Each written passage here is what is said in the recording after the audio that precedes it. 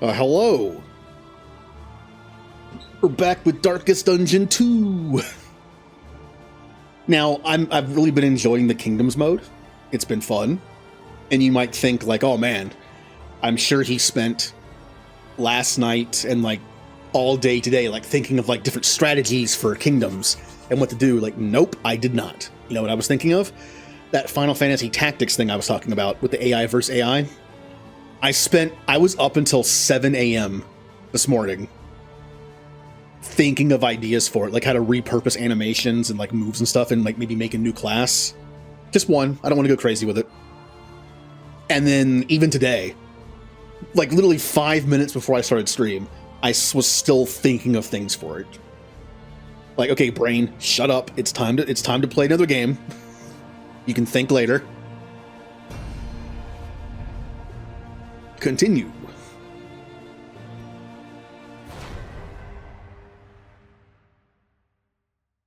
So because the hard mode only gives you 45 days, I wouldn't imagine it takes super long to do the objective. It's just the more days you have, the more days you can rest. Which is nice. Now, where were we? Our stress sucks. Do I want to risk alienating? Yes, I do, because stress is too much. That's good. Okay. Oh yeah, we have to find bodies. We can use this. That was a nice bonus item that gives us all Beastman Hater, which gives us extra stuff against Beastmen, which is what we've been fighting. Hi, Remnant. It's fun. We're in our first Kingdom run. It's a fun little game type. I'm still learning about it, like what to prioritize. Now, oh, that's right, we were going this way.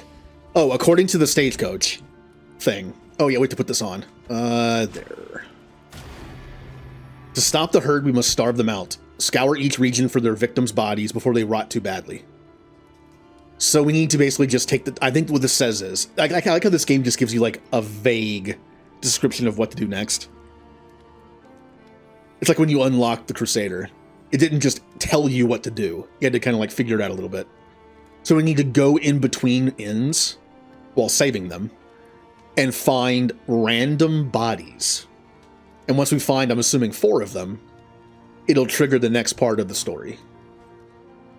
Which, for all I know, could be the last part. Let's soup up the defenses here. That way, if an inn is under attack, we're on easy, essentially. We might be able to hold out just using the 4 generic characters they give you. Maybe. It's better than nothing. I believe when I quit, it didn't save what I did here, so we're also going to buy these 2.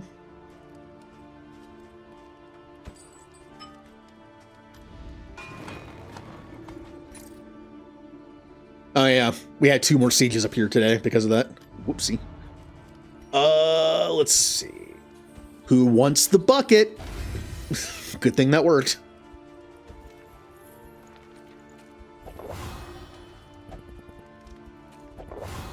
So one thing I talked about last time that we should prioritize, more so than usual, the level up things, the mastery points. Now, unfortunately here, I can't do much. In this inn specifically, I mean, you know what? I'm going to do it.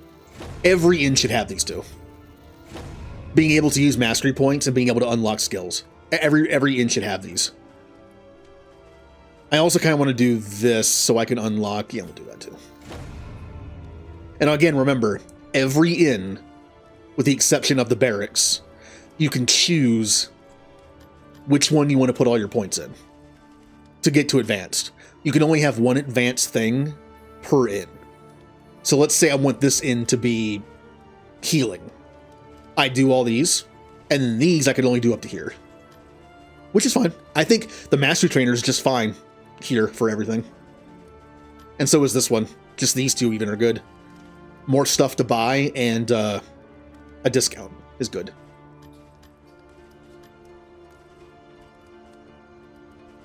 let's go ahead and do this. Now, what do I want to level up? Well... Oh, yeah, we can't... Wait. Oh, that's right. I need to go to the inn that has this. Yeah, this is what you want to be able to do those cool memory upgrades. I actually forget which inn I did that on. Which one has that? It'd be over 50%, whichever inn has it. 22, 22. I haven't been over here yet.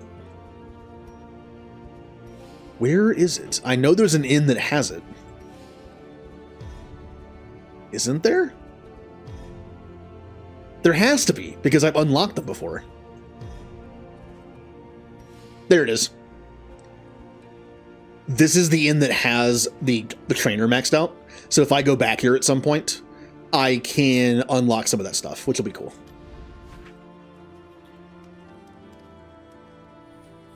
I'm starting to think that I should do these on the ones that have the underground passages. Like, imagine the underground passages are kind of like the little shortcuts you can use to get to 4 different inns on different sides of the board.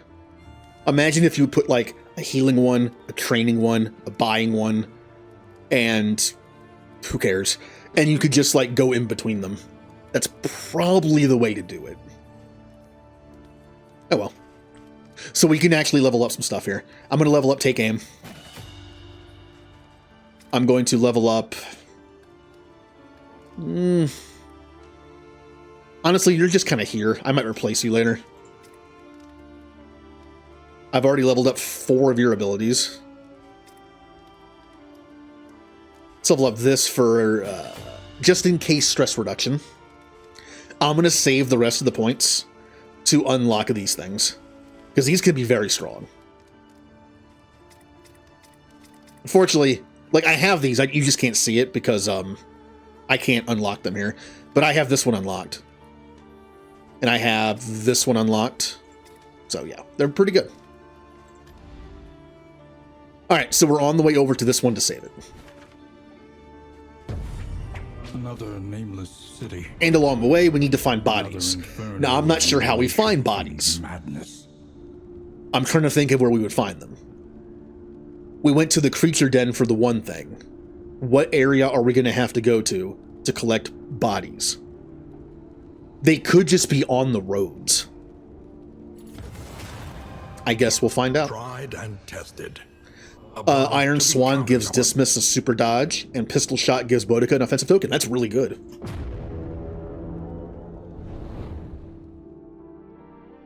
I would have preferred offensive token on Dismiss too, but I'll still take a super dodge. 75% chance of the enemy missing. Not bad. The great cities of man. Okay. So where would the bodies appear? Also, we can go to this. I have an item. I've had this item for a while now. It talks about a dilapidated study, and there's a secret panel behind the desk on the 2nd floor. It has to be this. It literally says study.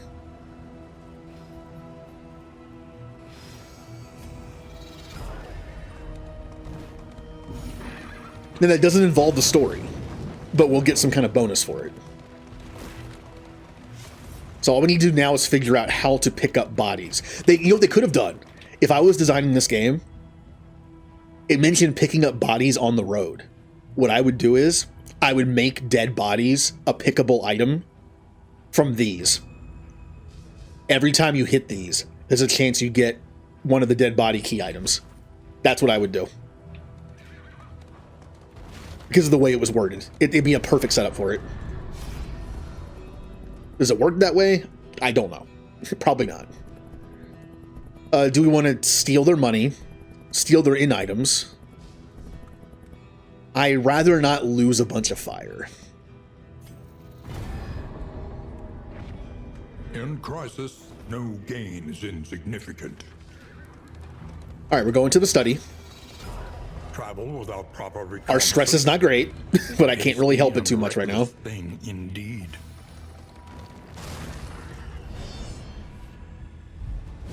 You could also have bodies drop after these fights in the road, too. Alright.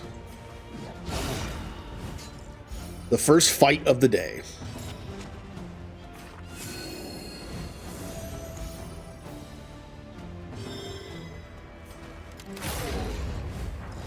And they're against the old enemies. We can take them. Again, one of the new mechanics of this game type is fatigue. It forces you to constantly switch out your teammates. On easier difficulties, you have more days to rest to mitigate that fatigue. On the harder difficulties, you can't. Again, it's like XCOM. It's the XCOM setup. On easy, you're going to be able to use the same people over and over and just overpower them early. On hard, and on the hardest difficulty, you're going to lose people all the time, which means you're going to have to, and they're going to be injured a lot too. So you're going to have to be forced to use lower level people like the entire game. That's kind of what this is for. It makes it so you can't just make like 4 overpowered people.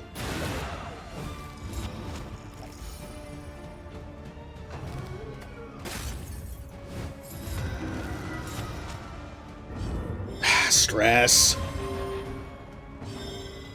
I'm gonna do my anti-stress move near the end. The reason why I don't like this as an anti-stress, it gives Boudica, I think it's called what is it called? The mind cannot hope to withstand such Winded. a protracted assault. Which makes your speed and damage go down, and it persists till the end of combat.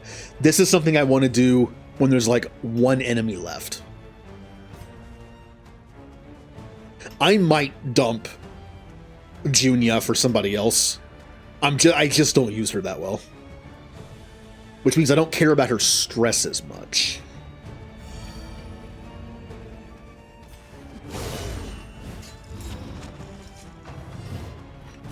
This is no time to falter.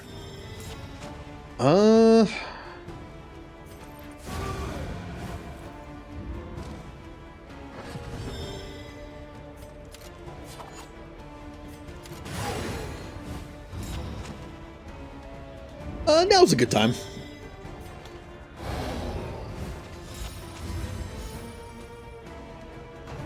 It's great for self-stress relief because it gives you -3. It gives everyone else -1 if they're 5 or above. Okay. What is wrong with you? Oh. There's a chance on hit that he gets a stress from cadavers. And he still has Coward too. Yeah, okay. Coward is very bad for your tank. I mean, just think of it in like real world terms. Having a tank that's a coward is not a good thing.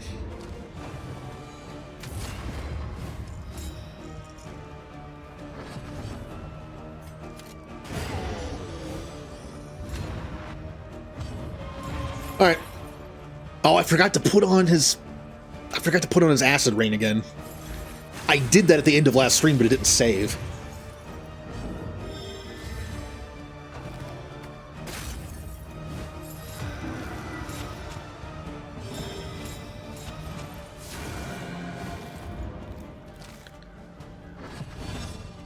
Hopefully this kills.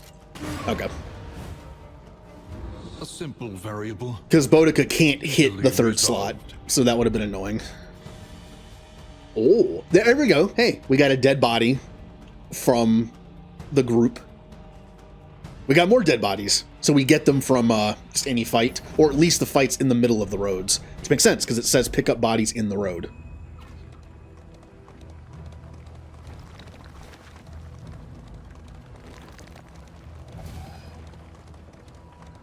Rummage through the shelves. Now, laden with echoes we of have an item instinct for this. ideas. I'm wondering if we can use it automatically. Do we go for book and money or trinket at book and money? Scavenge what you can and be off. Okay, well, this more. sucks. Did we even use the item? We did not. It's deliverable. I didn't notice that. It's deliverable. Where would you deliver this? I've been to several inns with it. It doesn't count. There's got to be a certain place I can go to deliver it. Luckily, it's not a story thing. It's just like a bonus thing, hopefully. Now, let's see if we get bodies from this one. It is still on the road, so it would make sense. Like, I like the idea of introducing the body item for these things, but I get why they would put it in a fight. Because they're dead. It makes sense there's enemies nearby.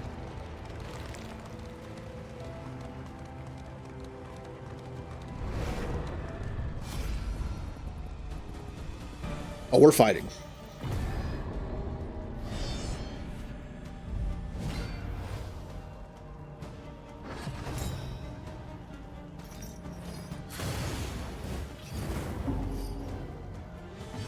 Oh yeah, Remnant. How was Magfest? Would it surprise you to learn that I have never been to a convention? It shouldn't. On to the next. Because that requires going somewhere and being around people. Ew. God, why is your... Oh, that's right. You have 2 ways of getting stress from your quirks. That's why.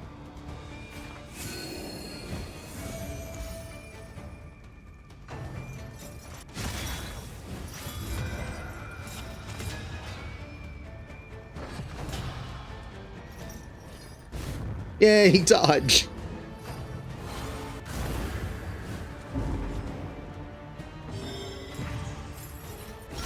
Nice.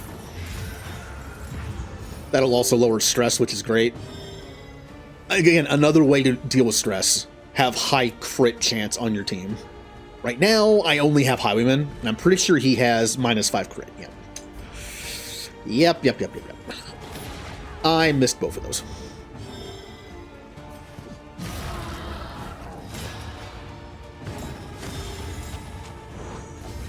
Collaboration confers advantage.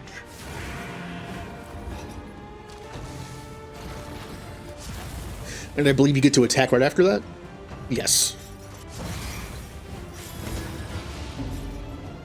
Alright, she can use her anti-stress thing again. It'll get rid of 3 on her, 1 on you and 1 on you. Let's not use it just yet, though. We still have 3 enemies left. This is no time to falter. Wow, they hit through my super dodge.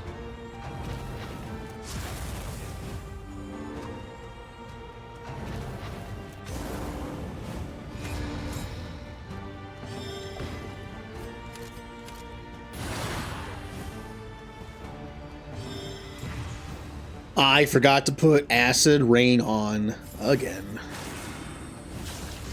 It's not that strong of a move, but it allows me to hit the back too, which can just be useful.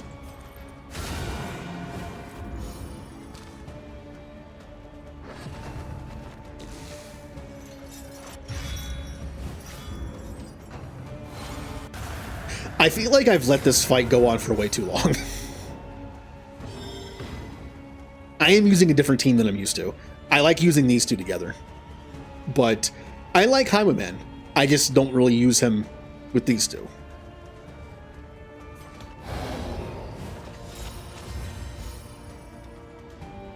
Like, having different team options is great.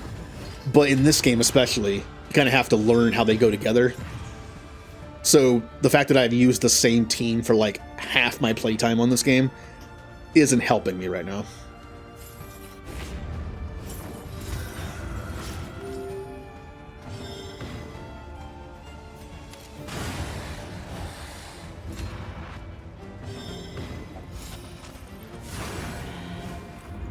I miss Paracelsus. I miss having the back line having constant blight, because once I get someone down to death's door, I'm just like, oh, they're dead. I don't have to worry about them. Without that damage over time, it's kind of thrown me off. Alright, stress isn't too bad now. Greater threats await those who dare. Ooh. Apply on hit, burn, 25% chance. If speed is greater than 8, none of our speeds are greater than 8. Oh, I'm full. Get out of here. Oh, these last for 3 regions now, which makes sense considering how short regions are. I'm never going to use that. I'm never going to use that. I'm probably never going to use this. When move, yeah, this is a moving one. Not going to use it. I'm not going to use this. I might use this depending. No, no. All right, good enough for now.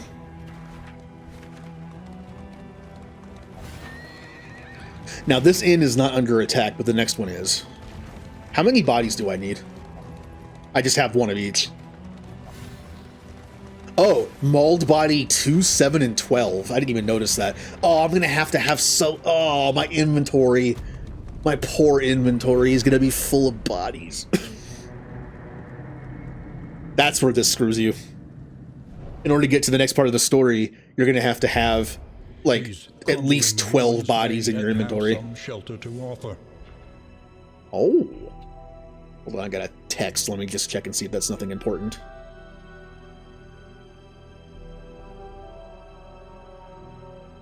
Nope, get out of here.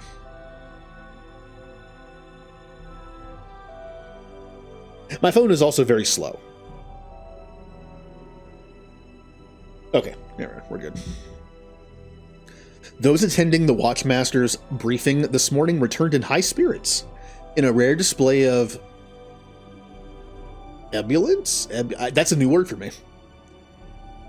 War Master Sigrid declared that his scouts had not encountered significant enemy resistance for days. He credited the quiet to the last batch of conscripts who, knock-kneed through they may be, have managed effective countermeasures. So there's a lot less chance of resistance encounters. Or none, I guess. Is anyone here? Oh, the runaways here. I was gonna say, if there's one character on this board that I don't want to take over the Vestal, it's probably the runaway. I'd rather have the Vestal. The duelist as well. I don't know how to use her. She's a moving character, and 2 of my people don't want to move. So I would love to get somebody else. Like the occultist. Oh, I'm stupid. At the end of yesterday's stream, I put the occultist in my team over the Vestal, but it didn't save. And I was just there. That's a shame. Let me see this real quick. 1, 2, 3, 4, 5. Okay. We're going to have him try to catch up to us. Once we rescue this inn, we can rest for at least 1 night while he catches up to us. We'll flip him out, and then we'll go up here, down here, then we'll go from here to here because of the tunnel, and then here to here. And by then, hopefully we'll have all the dead bodies. Set route. Another nameless city. What? Oh, why did that happen? Mutilation and madness. What? Why did they just not like each other all of a sudden? What was that? Weird. Because we're at a camp, I can't buy anything. And unfortunately, that means I can't buy any stress reduction or items that increase our relationships. So we're just here.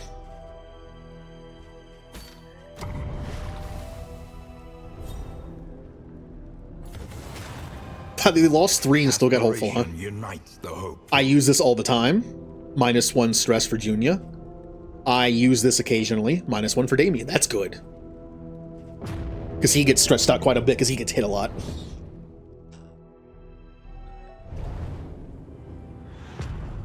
Alright, let's try to get some more bodies. Behold. The great Actually, because the resistance things are down 100%, doesn't that mean there's less fights to do? Isn't that bad for what I'm trying to do? Which is find fights. I mean, we're going right. Because I want to fight. No, they're still here. Never mind. Hey, a hospital! I can get rid of Coward. Finally.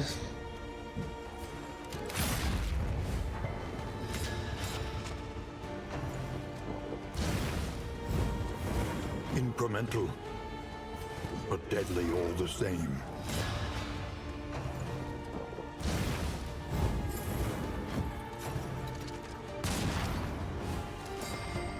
All right, good. I did get stunned, but I resisted the move. I mean, Damien's feeling the fatigue. Again, you can heal, from what I can tell, you can heal past fatigue, but you can't with passive healing. Like travel healing and rest healing won't heal you past fatigue, as far as I know. Maybe rest healing does. I haven't paid attention that much to it, because resting also gets rid of your fatigue, somewhat, so it's hard to tell. But as you can see, Dismas's HP is slightly above the fatigue marker. So you can heal past it. You just can't heal from traveling, at least. So it's not like as bad as a hard cap to your HP, but it's still annoying. Because you probably heal more from travel healing than anything else, besides resting.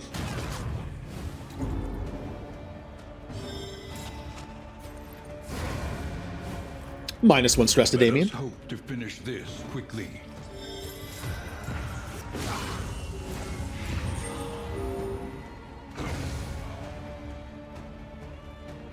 That does make fatigue on Damien actually not that bad. He has so much self-healing. Because of his pain stacks from more. So it's actually not too bad.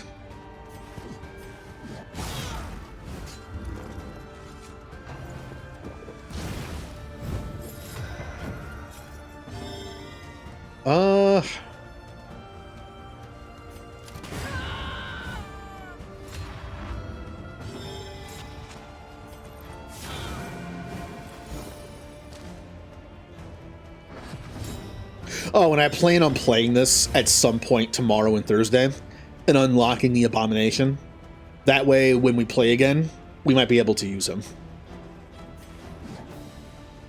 I wish I'd unlocked them already, but I forgot. Like in this game, when you get new characters, you have to unlock them by playing like the regular version of the game.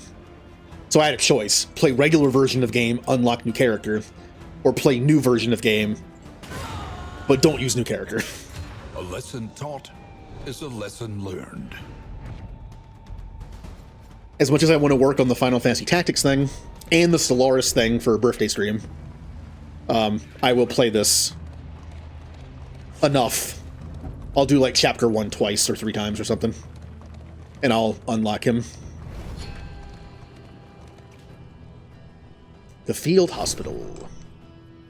Well then, Damien, get rid of Coward. It is very annoying. This is also annoying because of the negative and positive thing there. Vicious I actually kind of like. This also sucks. You're going to be gone soon. Anything... there's really nothing worth locking in. The Jinx is great. Like I said, for this game type, I don't know if it's worth locking in. Because the characters might not... Because like it's like a board game. The characters might not carry over to your next playthrough of Kingdoms. It could be random. Which means locking in abilities might not be worth it. There's also a reason why it's cheaper. Oh, well, it was cheaper. I'm pretty sure yesterday it only cost 24. Weird. Oh, at a inn. I think I lowered the cost of doing it. That makes sense. I think we're gonna save our money. Although I might want to buy a few anti-stress items, so I can use them at the end. I'll buy one just in case.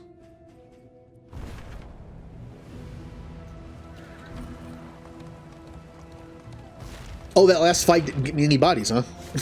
Great.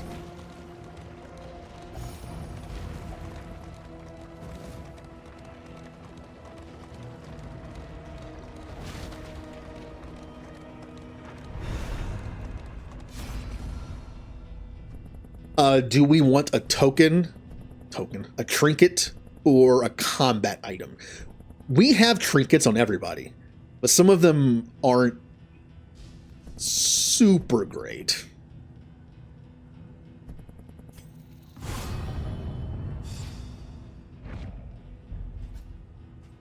Plus 10% damage per positive token, plus 10% damage taken per negative token. That would be good on someone like Dismas, because Dismas has the ability to put two. I don't know if that counts as 2 positive tokens or just 1, because they overlap. It might mean each different kind of token. In any case, I can put on a crit token with this. And that's it. I thought I had something. If I was running Rogue version, I believe Riposte count as a positive token. So that would easily get me 2. But since I'm not running that, the best I can do is 1. Which I guess isn't worth it.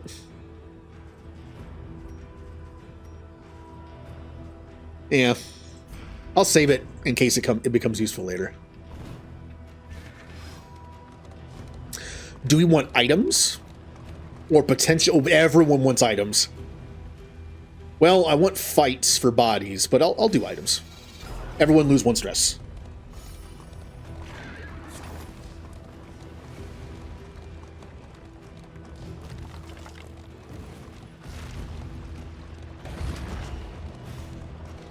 My wheels.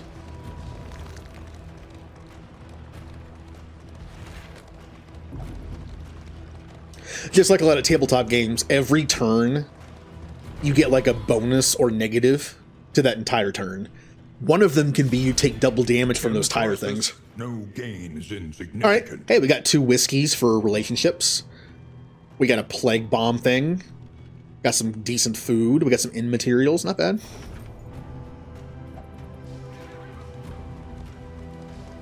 This inn is under siege, so we'll be able to fight. Maybe get some bodies. We are running out of flame. When flame go out, it's not good. I don't know how it works in this game type, but flame going out in regular game type is bad. And it's out. Okay, good. There's a chance you get attacked by like powerful enemies. A single hero Being at the inn should give us some light. Difference.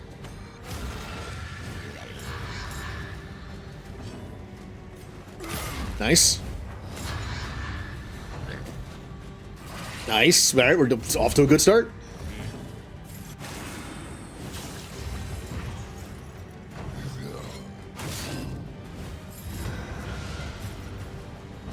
All right, do I go after? I think I go after the back line. I mean, that's what she does.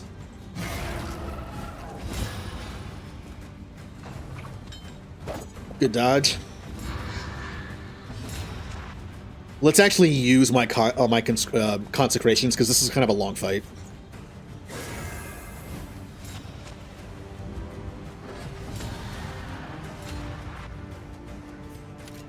Ooh, very nice. I didn't notice that, but whatever, I got a crit. I'll take it.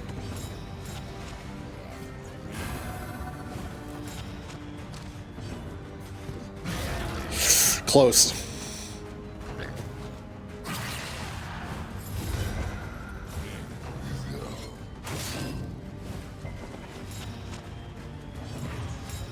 I once again forgot to put acid rain on. I just keep forgetting to do that, don't I? Well done. Interesting. My pain tokens didn't heal me past fatigue more than like 1 point, it seems. I think I am past the fatigue marker. Unless that's just how the UI looks. I kept thinking I was healing myself past fatigue a little bit, but it's possible I am at fatigue. It just looks like that. Or pain tokens don't do that. I don't know. Nice. Straightforward. and effective. I can always test it.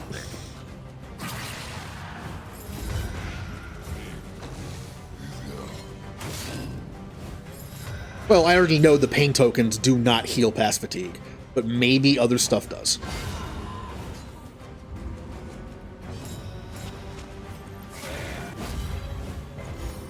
Hard to tell because most things you can't heal unless they're below half health.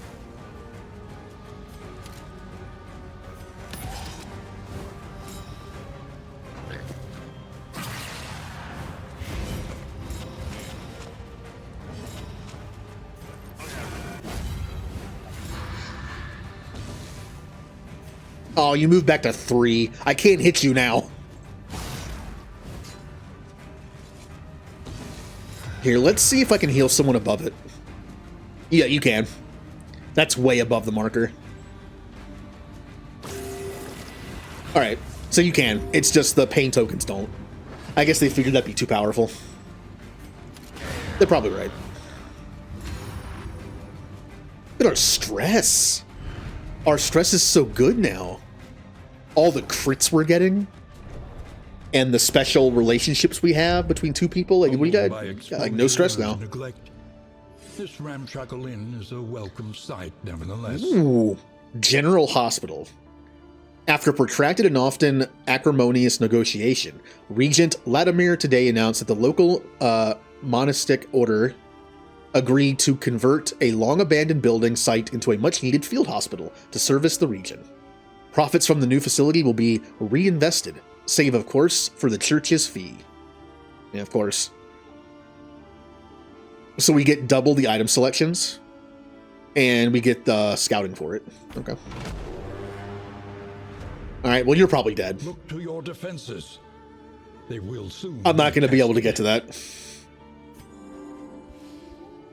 Now, I obviously could backtrack and get to it, but then I wouldn't be able to get to this one, probably. Like, well, hold on. 1, 2, 3. No, I can't. We have to let one of the inns die.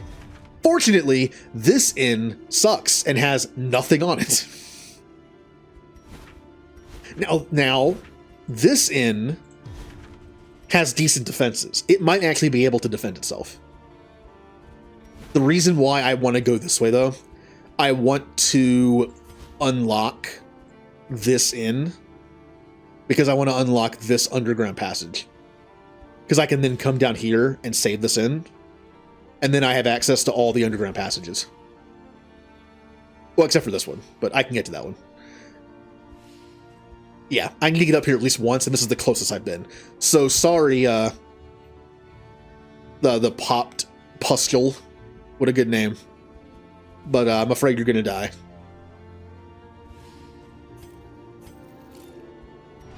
Also, can I afford to rest once? 1, 2, 3. Yes, I can rest once. I think. Oh, well, they're probably screwed too then. Well, let me check. I rest once. Then 1, 2, 3, 4. No, 3, 4. Because I can take the. Yeah, this one's dead. They have the crappiest defenders. They might live. So yes, the way I'm going, I can open up this this tunnel, and I can save this one, and I can save this one. I cannot save this one or this one. It's fine. We're able to lose 8 and still win. It's probably very, very, very difficult, if not impossible, to be able to save all of them in a playthrough. All right, we're going to rest one night so he can catch up to us. Even if I didn't rest one night, this one's still dead. I would get here in 3, and then 4, and then 5. So it'd still be dead. Dig deep.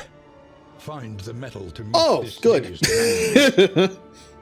Well, there's no inn under attack this turn, so yeah. we have the negative militia one again. Luckily, there's no in under attack this turn, so. Alright, so what can we do here?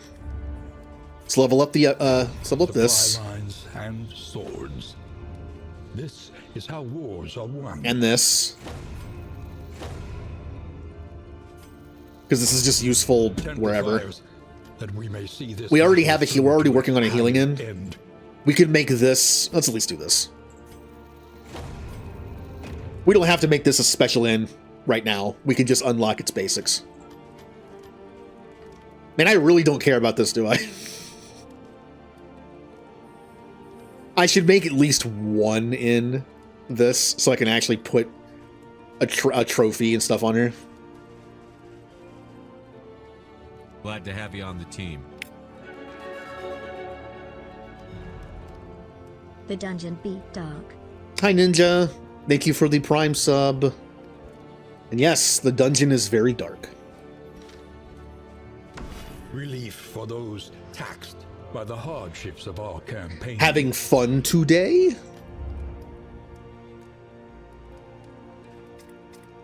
Alright, let's unlock you and you. And let's level up you and you. And we'll leave it at that for now. And before I forget, take this off for this, take this off for this, finally turn on Acid Rain. There. I did it! I did it! I beat the game! I finally did it! It only took me like 5 battles. Elden Ring. I wish I liked that game. It looks like such a cool game. But it's just not my thing. Like, it's so open. I would have thought that it being an open world game would make me like it more than Dark Souls.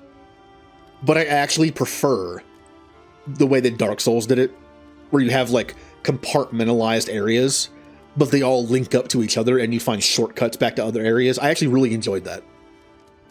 Elden Ring is so big on top of being a Soulsborne. Oh, I don't think I turned on the fish.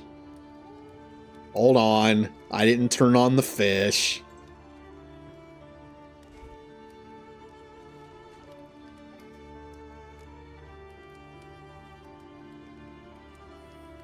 I mentioned this before. I actually find Elden Ring harder than Dark Souls because Dark Souls has that Dark Souls 1 like jankiness. It's actually in my favor. Like, it's hard to explain. I'm sure people that have played Dark Souls know what I'm talking about.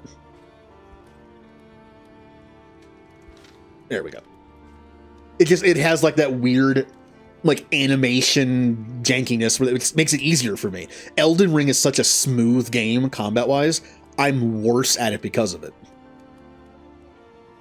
Like, people that are actually good at combat would love that. I actually prefer Dark Souls 1 because of its like weirdness. Because it's actually in my favor. Alright, you can do fishing now. Here, I think I can do this.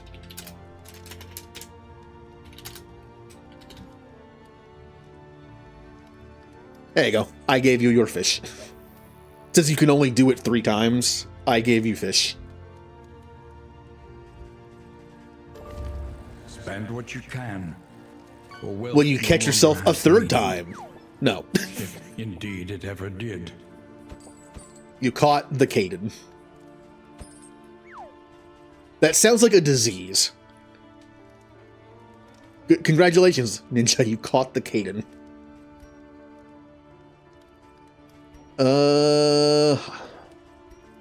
We're good for now. We already used those.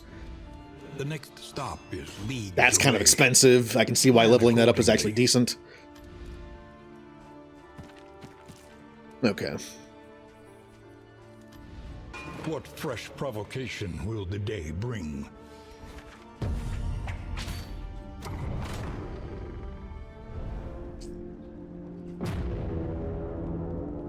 It was weird how many times you showed up yesterday. Like, you got you, and then when Julie popped in, I believe she got you too. Or somebody did. Somebody popped in and fished and got you too. Behold, the great cities of man. Just a pond full of Ninja Day. I don't know. And a flame. It does. I can't see anything, so. We're gonna go right. 2 fights. Well, that's probably a good thing. Money and potential bodies for key items. Nice. That's a good start to it. That's a good start to any fight.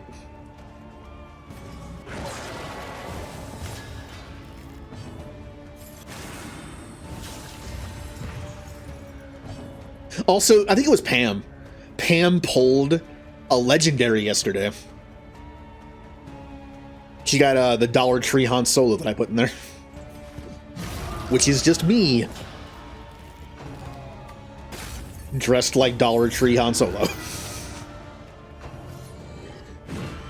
I think I did that for a birthday stream. I think I did my first, no, I did I did one of the, I think like a third of the 24-hour stream was me starting the rogue, the smuggler in SWTOR. I never actually kept it going, but I dressed up as best I could as a rogue from Star Wars, which was not great looking.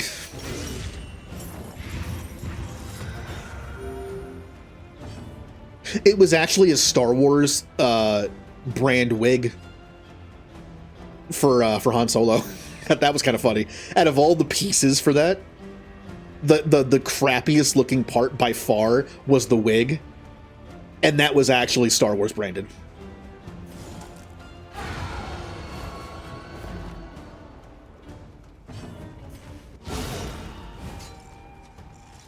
It was also itchy.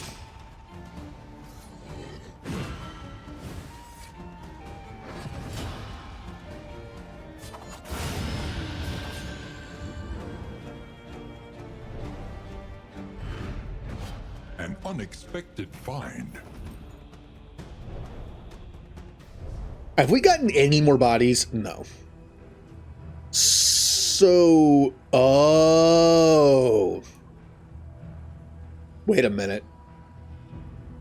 I think I see the math. Notice how we have 3 bodies, potentially out of 12. Because the highest number we have is 12, and it says collected from the sprawl. There are 4 areas. Well, there's 5, I think, but what if we could collect 3 bodies from every area? And we just keep having to go through the sprawl right now, so we're not getting any more. So we need to actually make a note to go off the beaten path of, like, the end attacks and go to the other areas. Like the woods area and the water area and the other one to get more bodies. Oh yeah, the meat area. We haven't even been to Meatland yet. The strat for this game, it's essentially a board game. The inns are under attack randomly. You having to do certain missions, like fetch questy things, to find out where the boss is. And then you go fight the boss. And if you don't beat him in time, you lose.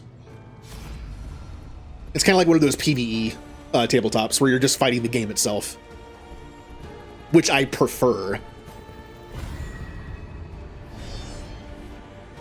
I love a good tabletop game that's like 4 to 6 people PvE against the game itself.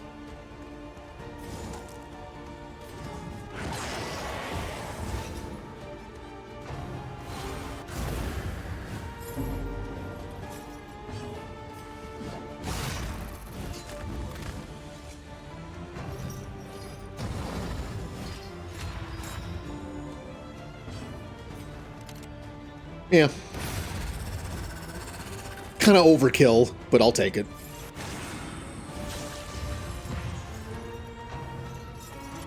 I'm looking forward to like waiting for this game type to be out for like a few weeks and looking up guides for it. I'm curious to see like what everyone's strategy is. Like for a game like this, where it involves like resource management and then like unit management, but also board management. Again, I go back to XCOM, especially XCOM 1.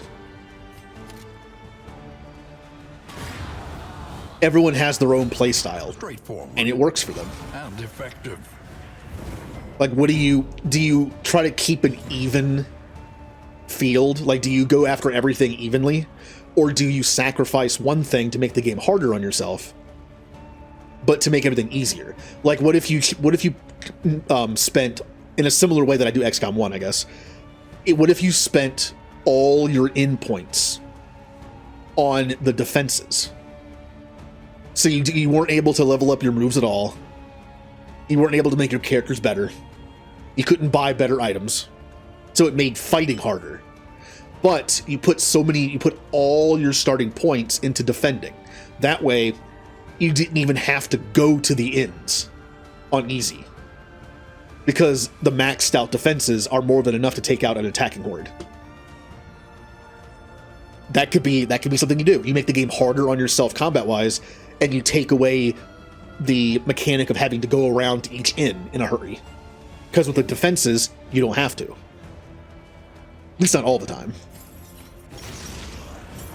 Or do you do what I kind of did, where I kind of do everything evenly? I made my teammates pretty good. I made the inn defenses okay at most of them, and then just go from there.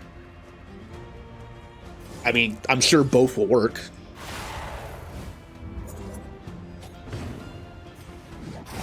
I would say on harder difficulties, you probably can't do the like super turtle defense mode, because the game is going to be so hard. If you don't improve your characters, you're probably just going to die. So again, XCOM. And yeah, the artwork in this game is fun. Never in question. It's like a weird The route you take to get 3D drawn animation, kind of. Let's go to the middle. Well, they want to go to the fight.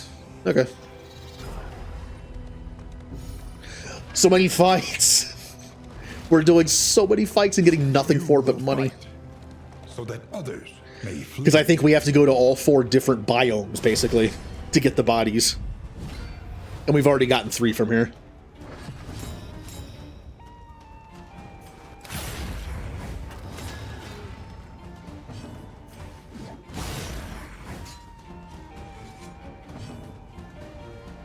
Our Abyssal Artillery.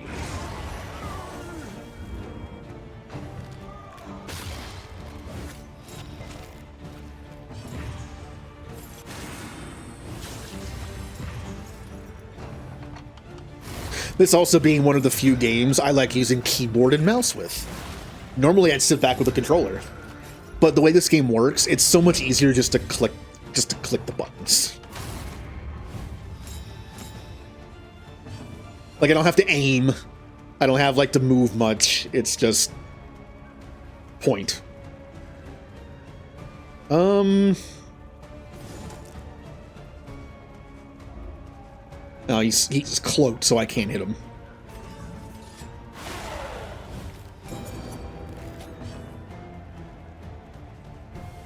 Yeah, I tried playing Darkest Dungeon 1 on Switch in portable mode. I couldn't do it. Like, everything was so small on the UI, and because you had to kind of, like, just use the controller to highlight your options by using the bumper buttons, I just didn't like it as much. I think it's a better PC game. Hold on. What happens if I pick up the controller? Let me take a look at this. Okay, yeah, like, now I can just use the D-pad. This is not bad. Yeah. I feel like I tried Darkest Dungeon 1 with controller, and I just did not like it. This might not be so bad. Let me use the controller for a bit.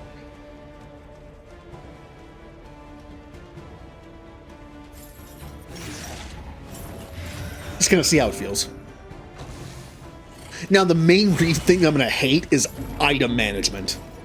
Item management always easier with keyboard and mouse because you can just scroll and click. Combat, this is fine. Like Baldur's Gate 3, I like controller Baldur's Gate 3 because you can just sit back and relax and like move around with the camera closer to you. But when it comes to item management, I hate it. Keyboard and mouse is so much better. Not only is it easier to do, it changes the UI entirely to be more keyboard and mouse friendly. And it's just better. So let me try item management. All right, this is actually not that bad. This is actually fine. I was afraid it was going to be like some convoluted thing. But yeah, Baldur's Gate 3, I love moving around in Baldur's Gate 3 with controller, but having to go through the menus is not fun. This is actually not that bad. I don't know what I was thinking it was going to be. I just remember my first impression of controller in the first game was not good. Yep, that brings up the person, and then you can do this. Okay. Yeah, this isn't horrible.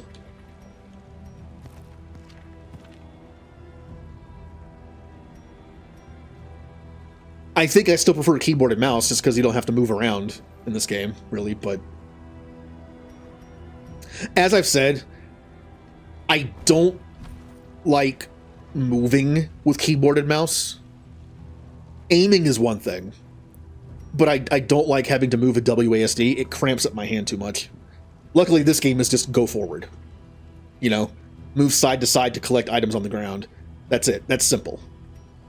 How do I see what an artifact or trinket does?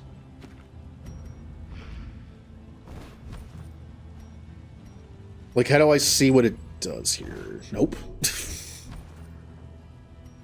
What about... A button opens this up, but how do I see what it does? X is probably to get rid of, because you have to hold it.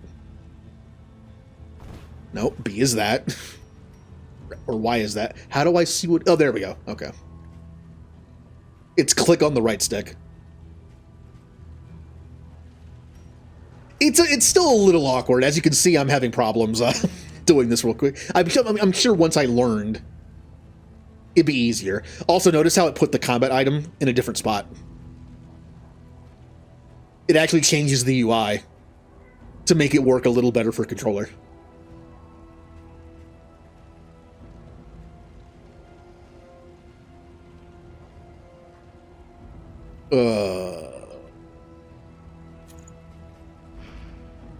Like if I go back into the menu now with keyboard and mouse,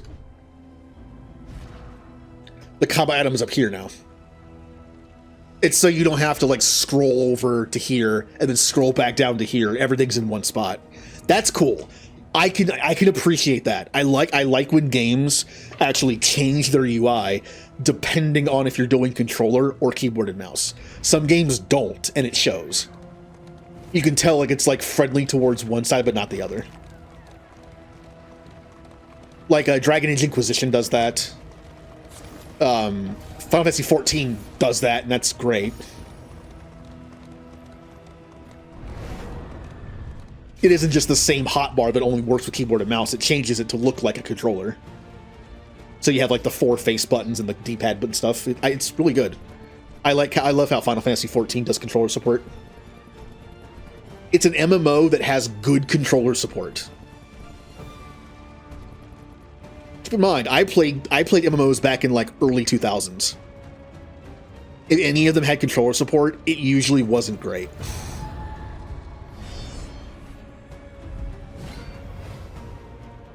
It felt like it was tacked on, you know, like it didn't feel like it was natural. It wasn't designed for it. Yay, I missed the big shot. Yay. You can't get into any games. Well, weirdly enough, I have 2 pieces of advice for you, and they're very different. Which doesn't make sense. Anyway, I'm going to say them. 1, play your comfiest of games. and see what happens. And 2, play something completely different. I know that sounds weird, but when like a super comfy game isn't working for you, or for me, I'll try to play something completely different. Because sometimes that's enough to be like, oh, this is interesting. At the very least, I'm learning something new. Because I had that problem last year. Like, I tried going back to all my comfy games, like Mass Effect especially, and it just wasn't working. I'd play Mass Effect 1 for like 10 minutes and quit. Over the course of 6 months, I played like an hour of Mass Effect. I boot it up and be like, a couple minutes later, I'm just like, I'm done. So what did I do? I bought this game on sale, and I played this game like nonstop for like 3 weeks.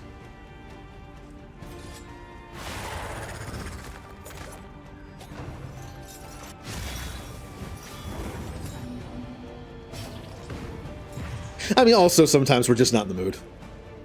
I've been in that mood where like nothing I play is fun, or I really don't feel like playing anything, which is then where I'll just be like, what show can I binge? just get away from video games altogether. I don't feel like playing anything. I guess it's that time of the year where I'm going to watch Stargate again.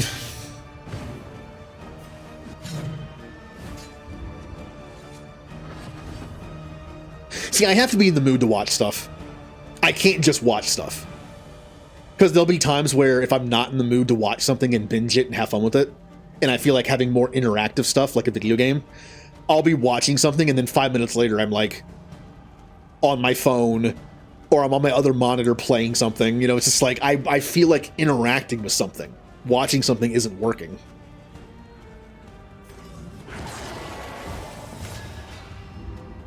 But then when no video games work, that's the time where I'm like, okay, it's time to pick one of my old shows and just binge it.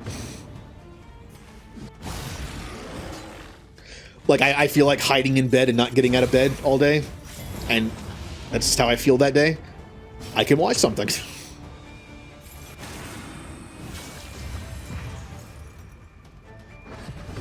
You know, when the brain is like, hey, you need to hide the next 2 days. I'm just like, but I don't want to. I want to stream. I want to do other things. Like, nope. You have to stay in bed, or at the very least, just don't go anywhere. And you have to hide. And like just watch something and just like be a you know, get a blanket, be a burrito, and just watch something for like the next 2 days. You can't do anything productive. Because sometimes it's like that. It's like, oh, I have to hide. I have to stay at home. I can't stream. Fine, I'll do something productive for streaming. No, you won't. Because I'm going to make sure you can't focus on anything. Luckily, a few days last week where my brain was like, hey, you got to hide. You can't stream or do anything. I was able to like do some productive stuff for some stream stuff in the future. But most days I can't do that as much as I want to. It's like, I want to stream. Brain's like, no, you can't. Fine, I'll at least do some work on the stream setup that I've been wanting to do that I've been putting off. Like more the Twitch alert noises for channel points or stuff like that. And it's like, no, nothing productive. Do it quickly. Well, that just leaves me sitting here sad, watching the same thing I've seen over and over again, constantly telling myself I should be doing something more fun or important. Yes, that is exactly what I want. Like, that's the point. We venture blindly forth, at the mercy of the road and its myriad. It's like, but that'll just make me sad. Exactly. Stumbling and grasping, shadows of what they once were. Your stress is getting out of hand.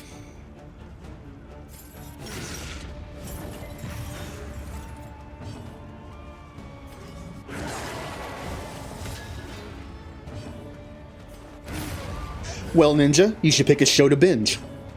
Sometimes I don't even binge the whole show.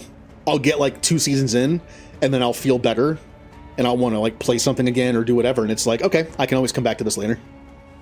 There are times where I make it through the entire show. Depends on how long it is. Stargate Atlantis is only 5 seasons, and I tend to skip most of the first season. Because like a lot of sci-fi, the first season is not that great. It's for being a sci-fi show, the first season of Atlantis is okay. It's like Enterprise or even Deep Space Nine. Like, it's not that bad. It isn't on the level of Next Generation or Voyager, where I avoid those first seasons. Like Next Generation, I can think of like 2 episodes I'll watch of season 1. And then I just move on to season 2. Voyager, I'll watch the first 2-part episode. I won't even do that for Next Generation. I'll watch the first, watch the 2-parter, and then I'll watch like 1 or 2 other episodes, and that's it.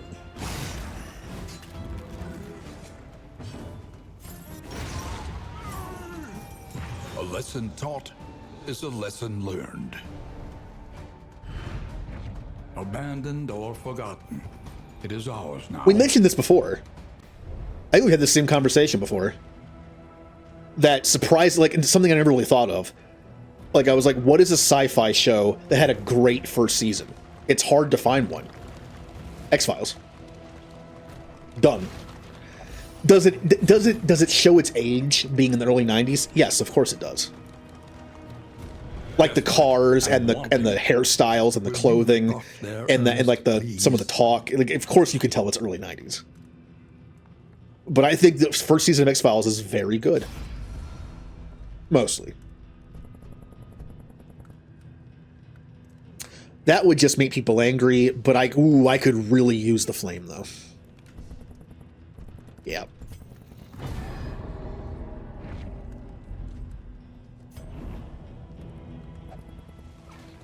Now, what is the worst first season of sci-fi?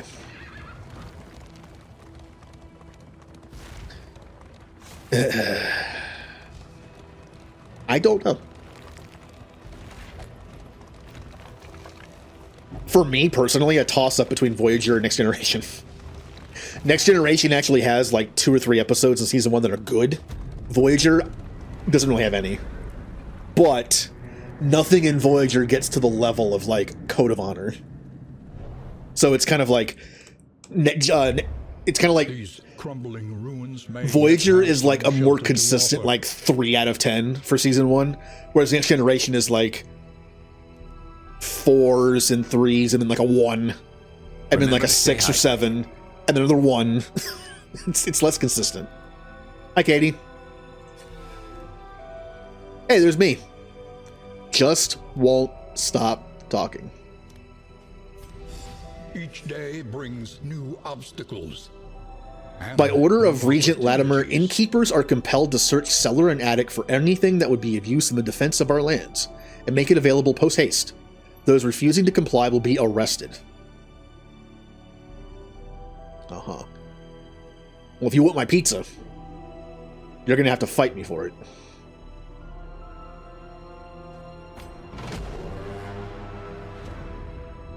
Look to your defenses. We're going to lose several inns in the next few turns. That's okay. Oh, none. I was just saying, like, they're taking all the comforts of people for the defense of the land as a whole. I'm like, no, it's my pizza. You can pry it from my cold, dead hands. Yeah, we're going this way. So if I'm right about how you find the dead bodies for the key items, you have to go to each individual biome and find 3 of them. We've already found 3 in the fire area. We need to go to the fodder area over here. We need to go back to the woods area over here. Or here. And we need to go to the shroud, which is here. Luckily, when we go back through this tunnel, we'll be going through the shroud twice. No, we won't actually. We'll be going to here, and then we'll lose like 3 inns. We can go through here and here. This is the fodder, and this is the tangle. Yeah, this is the only Fodor spot on this side. We can do Tangle, Fodor, and Shroud, all three of them right here. We might lose some ins in the process, but we're getting close to the end, I think. You want cheesecake? I haven't had cheesecake in such a long time. Nom nom nom nom. I think the last time I had cheesecake, it was in the form of a blizzard. My friend and I used to get blizzards sometimes. We'd like go through the drive-thru and get large blizzards. And go home and watch SpongeBob. I know that's so weird. I mentioned before, some shows are linked to certain foods for me. Star Trek Voyager, McDonald's. Stargate Atlantis, pizza. Blizzards from Dairy Queen, SpongeBob. And I had the cherry cheesecake at one point. It was good. The farms and fields of our kingdom, overrun. Oh, you mean what I eat? putrescence and rot. That's my diet right now. Oh, I am full. I gave my possessions to a family for safekeeping. Deliverable. This sounds like I have to find one of the help the people on the road things. This still sounds like I have to find one of the academic studies, but I did and nothing happened. So I don't know how that one works. I'm never going to use those. Because I hoard things.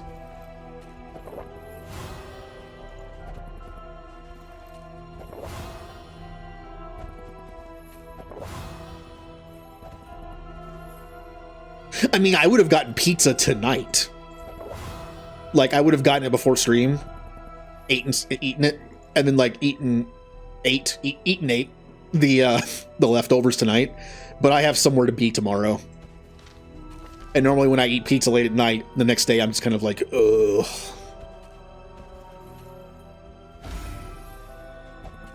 But I can do that after I leave my appointment tomorrow, I suppose.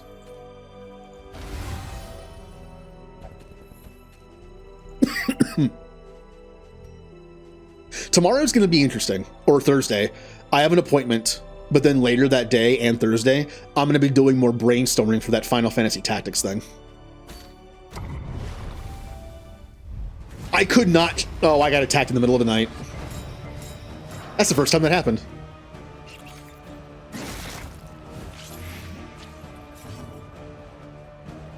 Let's do... Move you there. Yeah, stay here for a second.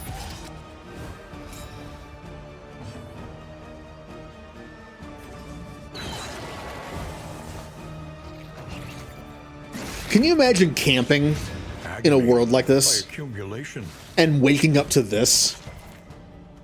You can be attacked by spiders this big while you're sleeping. Ew.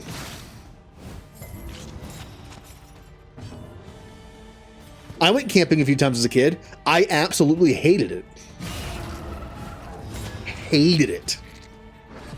Never again.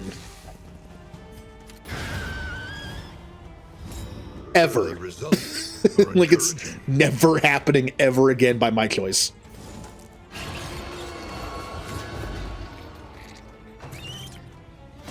I was a kid, so I had to go.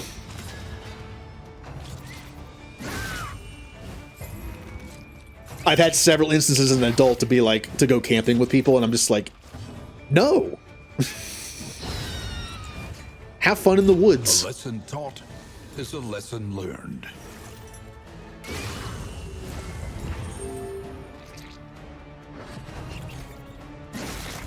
Well, yeah, also, like, I normally people go camping in the spring or summer. I hate hot weather. I'm not a very hot weather person. I sweat a lot. I get sunburned very easily. I get heat exhaustion very easily. A brilliant conclusion. I am not a summer person. If we went camping in the winter or fall, I probably would have liked it better. Like, if it was like 45, 50 outside, no precipitation, no like rain or anything, and just like a slight wind, overcast, that's fine. Overcast, 50 degrees, fine. 90 degrees on a no cloud day, no. And that's what my camping experience was. Scavenge what you can, and be off once more. Like when I was a kid, I spent a lot of time outside, and I got heat exhausting quite a bit. I don't know. It happened easily to me. I get sunburn easily. I would dehydrate very quickly. If I wasn't constantly drinking water, I would just feel terrible. The rancid crop grows unchecked and abhorrent. I already mentioned this before, but there was one time at an after-school place I went to when I was like in like 3rd or 4th grade. They forgot to bring our drinks. You know, in the old, those old days where you have like the orange containers with like the white top. You know, the little thing you press to like put in the paper cups or plastic cups. Those things, like you see it like soccer. We usually brought 2 of those things full of like Kool-Aid or something, like mostly water, but a little flavoring, whatever. Well, one day we went to a park when it was over 100 degrees, no shade, just park, but like more of like an open park. So you could like run around and stuff. So like no shade.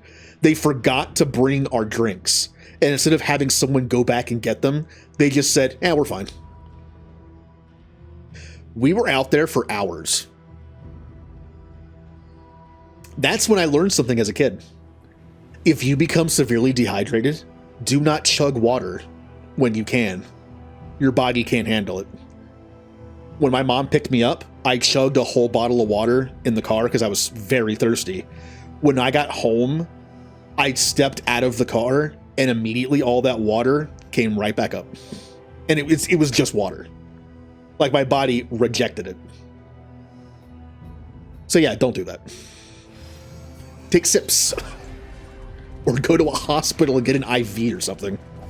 If it's that bad.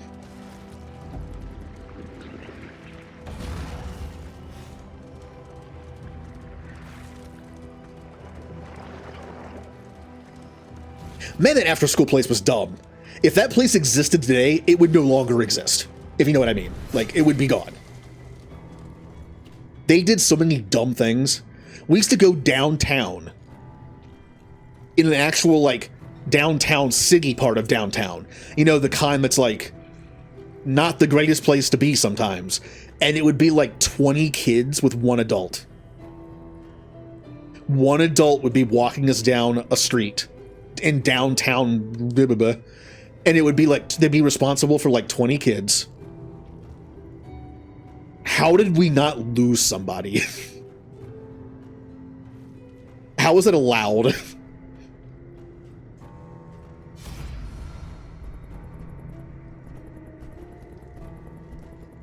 You could afford to take the hit. Yeah. Was that child neglect? Yes. Yes, it was.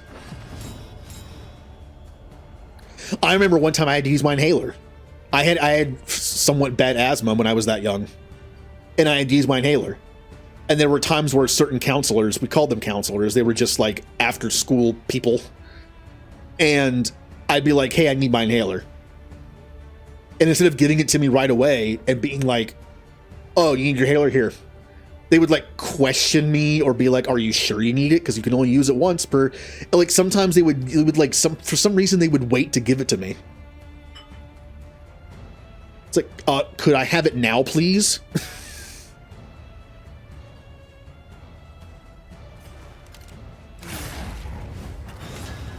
Yeah, and it's like, yes, I'm sure I can't breathe. It was always like a debate. It wasn't just like, here. It's like, are you sure? Yes. Yes, I am.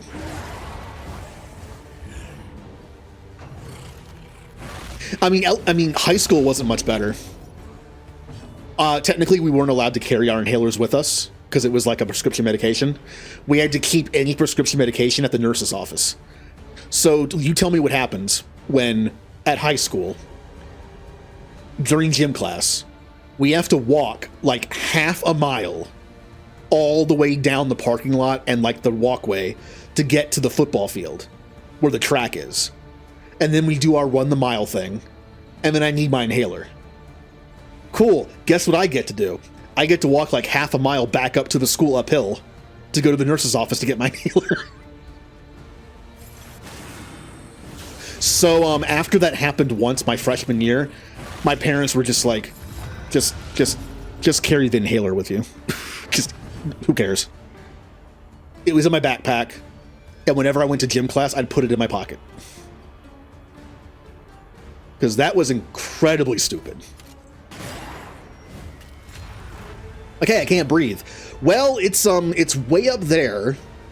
Just go up that hill for like half a mile through the parking lot, all these parking lot areas, and then you have to go to the nurse's office, and half the time the nurse isn't even there, and the door's locked. So you have to find somebody to unlock it for you. Alright, I'll just be over here on the ground dead.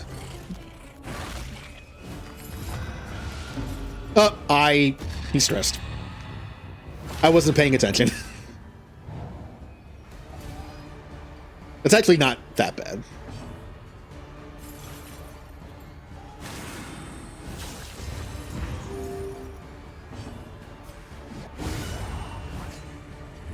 If anyone has to stress out on my team, the Flagellant is actually built to stress a little bit. Instead of melting down, he goes toxic. He loses HP, but he gains this. When people attack him, it applies blight to them. And I believe he only loses 2 relationship points from everybody, not 3. So there's actually a build you can do with Flagellant where if you can actually like mitigate his bad relationship stuff, you get lucky on the rolls for like how it affects your abilities. You can just keep having him stress out over and over again and just keep having like blight added.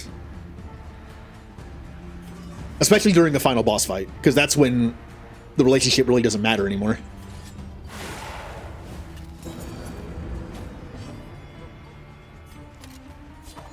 Ha! See, I have a... Not only do I dehydrate very easily in hot environments, and when I say hot, I mean like over 65. Like, I'm just a hot-natured person. I sweat in like 65 degrees. I don't tend to drink as much as I should. Like, I streamed yesterday for 6 hours. Want to take a guess how much I drank that entire time? Any guesses? I'll give you a hint. I did drink some. But in terms of like a bottle of water, in terms of like bottles of water, how much did I drink yesterday over 6 hours? As long as I'm not in a hot environment, I'm a camel. Remember to stay hydrated. I can go a long time without drinking. As long as I'm not in an uncomfortable hot environment, and then I just sweat so much, it's gone. I have to drink so much water when I'm in an environment where I'm just sweating constantly. But if I'm not sweating, I do pretty good. Like, not drinking a lot. I know that's a fact for anybody. Obviously, if anybody sweats, they're going to lose more water. I just mean that when I sweat, I sweat buckets.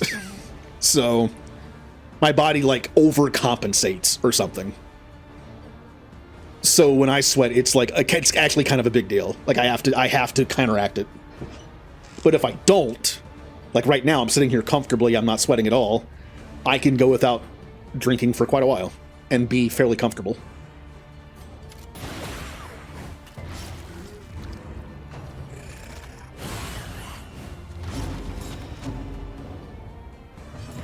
But like this as an example, this is depressing.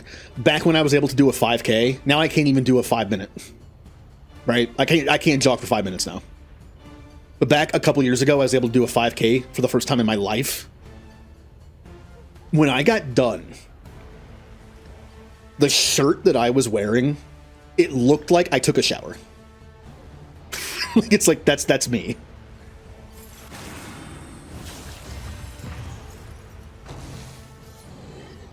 That was also when I was at my lowest weight, too. It wasn't like an overweight thing. It was just like a I sweat a lot thing.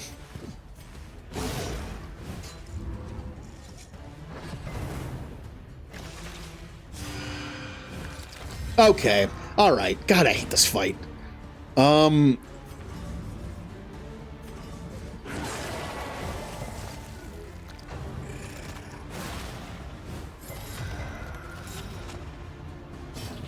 Here, kill something.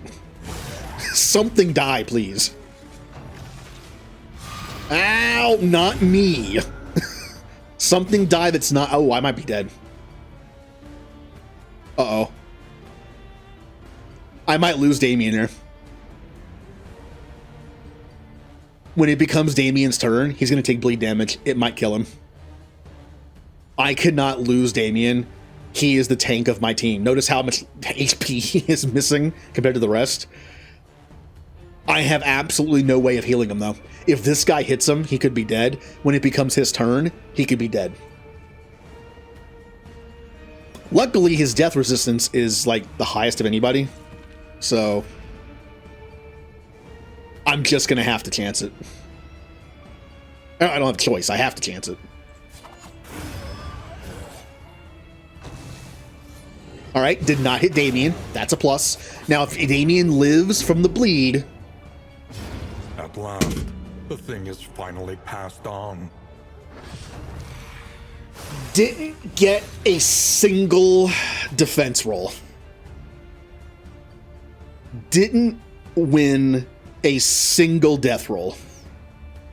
75% death resist, by the way. And I lost on the first death roll. That might be very costly, also considering in the way that I have the setup of this game type. He will respawn, but he's going to lose all his mastery points. So I'm going to have to waste mastery points getting him back up to speed again. Plus, we're down to 3 people for a bit.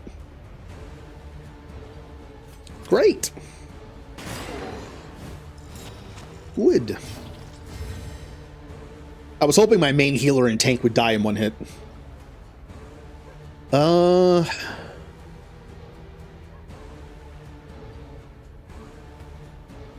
Kill every last one of them. Who's that for? Me or them?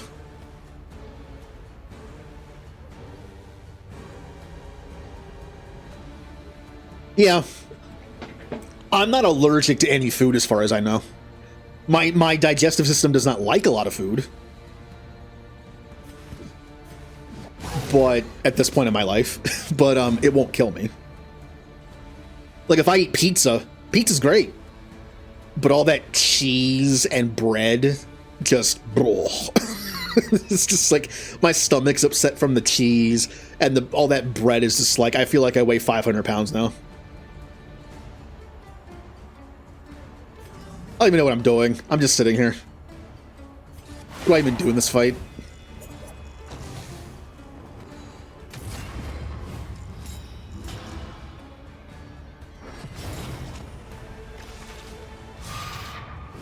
Also, you mentioned overactive sweat glands. It's possible. When I was in high school, of course, this happens to me in high school. High school is that time period where everyone is like self-conscious of just weird stuff. When I was in high school, I used to sweat so much. Like I would use so much like deodorant under my shirt to try to stop it, and it just wouldn't stop. And there were times where it's just like, this is kind of ridiculous. So yes, I probably do. It hasn't been as bad since I was like 17 or 18. But it's still annoying. Like back when I worked at Best Buy, the Best Buy shirts are made of like polyester. So it's like wearing like a rubber sack.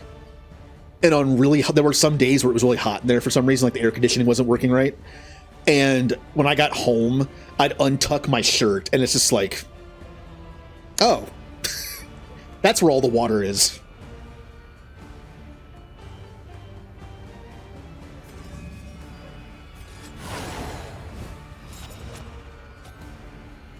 I mean, I wore a shirt underneath, which was completely soaked. Because that shirt did not breathe at all.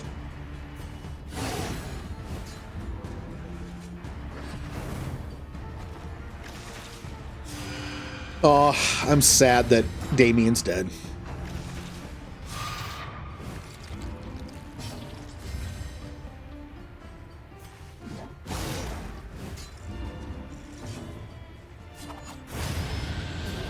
Finally. Persistence will overcome even the greatest of threats. Moogle?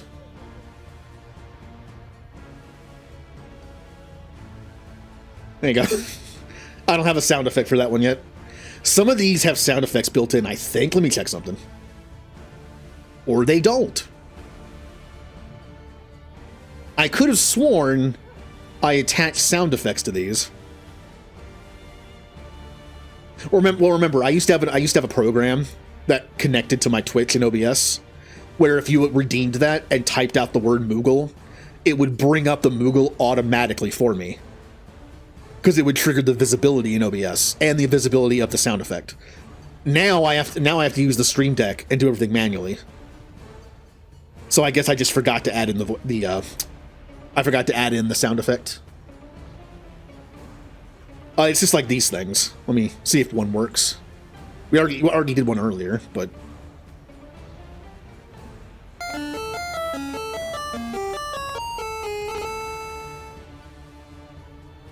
did everyone actually hear that? Or was it just me? Because, like I said, the program I used to have would toggle the visibility of sound effect files in OBS, so it would play stuff automatically. Now, I can't do that. At least with Channel Point redemptions, I can go through Twitch alerts.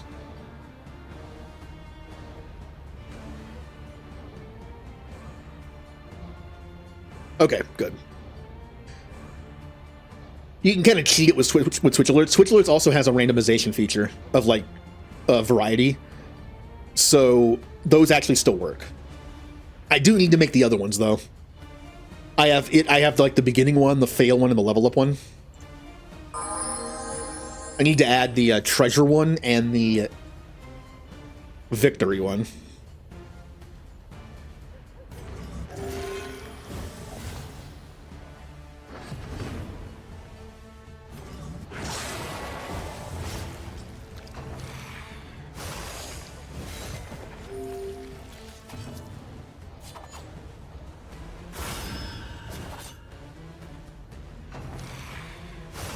Yeah, here's the problem. My only healer is not very good healing. Interesting. Interesting. Oh, that's what's keeping me alive. I resist bleed, and when I'm given bleed, I heal 10%. That's what was keeping me off of Death's Door.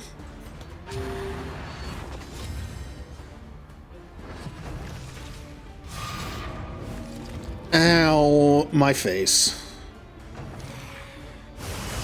Through adversity and Now see, she rolled a positive one, and her death resist is only 40. Boo.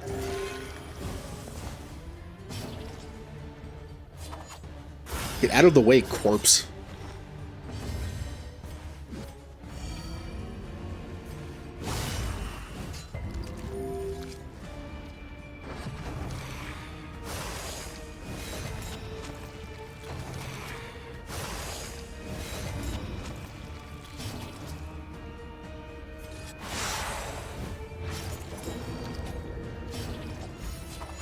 Oh, if that had done 3 more damage, like for a crit or something, it would have killed him. That move had execution 1, which means it goes through 1 death armor. A breakthrough. That's okay. They're still dead. Let's just make them very dead. That was a very low roll. We will see them again. I am sure of it. Hey, more bodies. I was right. Oh, never mind. Body 14. If each area only has 3, how are there 14? shepherd. Maybe you only need a certain amount, and it's just kind of random. Hopefully. I'm kind of getting tired of my inventory being full of bodies.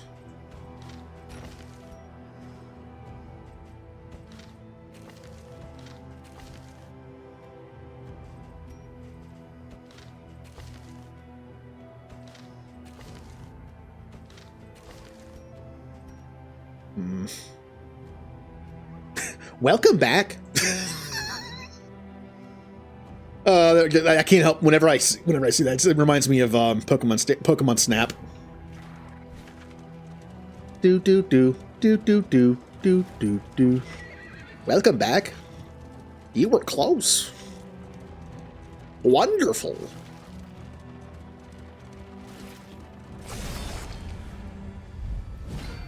No. Why do I have to fight these guys with like 3 people? This sucks.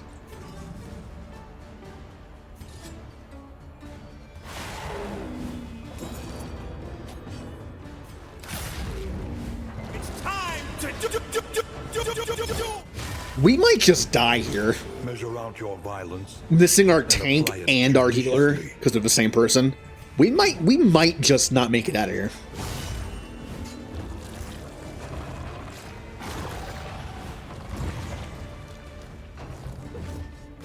This is no time to falter. No. Kirby died. That's sad.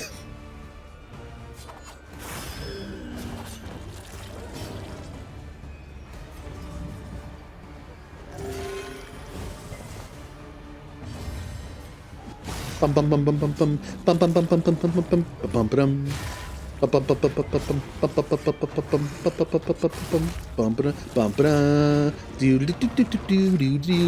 I'm gonna die.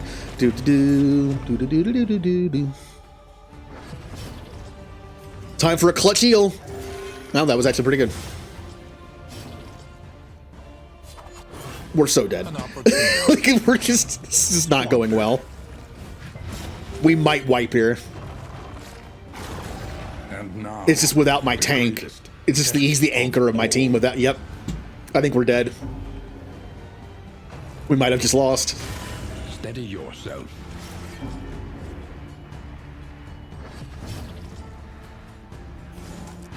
Here, come to the front. For some reason.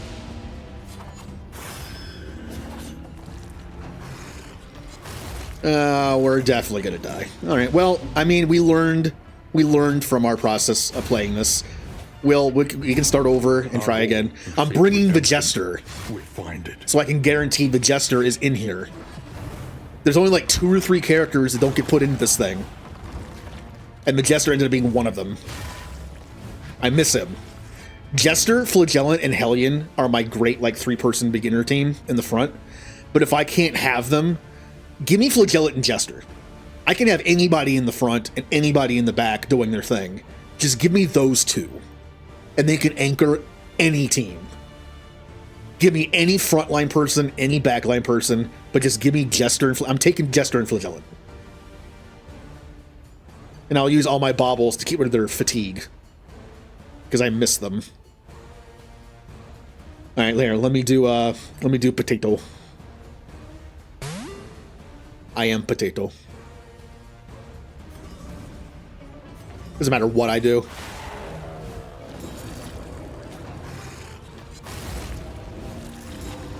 I'm gonna die to the burn, probably. He will drift among the stars. However, Well, that's sad. This inn might still serve honorably.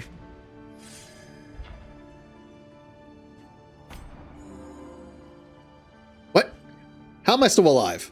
Oh, because there was 2 people at the inn that I died at, maybe? How does it even work?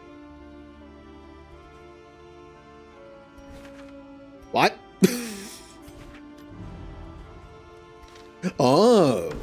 Well, that's interesting. We're still going. Even though, Learn what can be yeah, taught, that's what I thought. that you may stand just a little taller at the end. I don't know how to use the duelist at all.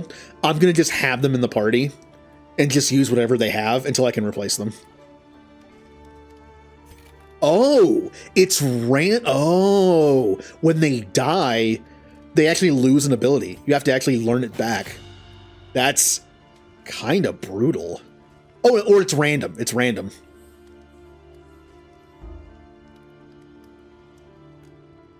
Interesting. Interesting. Wait a minute. Can I? No, she still has it. I just leveled it up. Okay, I see. I see. Welp. Welp.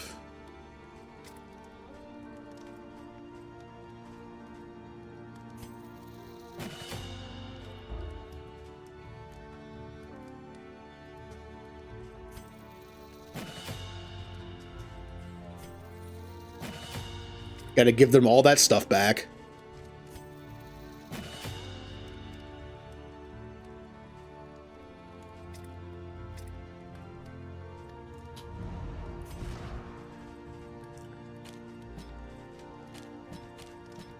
That's fine.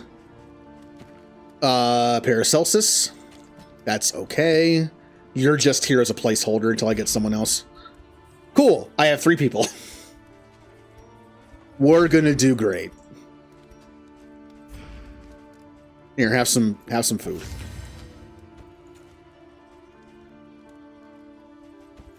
No, we don't need that.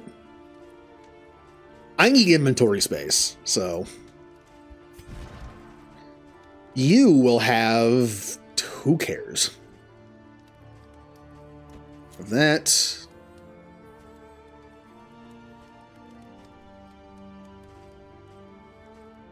I don't even want you to have anything.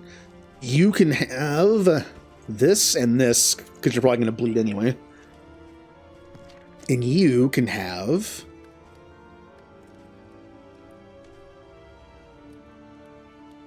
none of these are good for you. Here, have this and this. My poor inventory, it's so full of bodies and stuff. Get out of here. Conventional fare, but fairly priced. No, you still have that no drinking thing on. Ugh.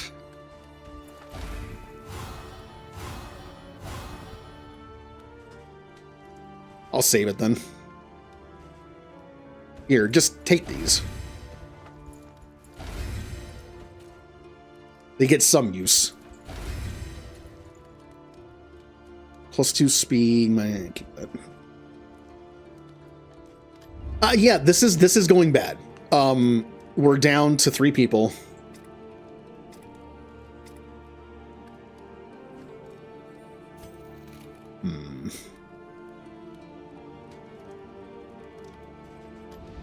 Your coach must be maintained if it is to carry you where you must go. Victory cannot be achieved without investment Okay. and infrastructure. So, we're here. I would like to go... Oh, we're all the way down here. I see it actually moved us. Well, that means we're not going to get that, I guess. I wanted to get up there to undo that tunnel thing, but we're down here now, so... Remember to stay hydrated. Good idea.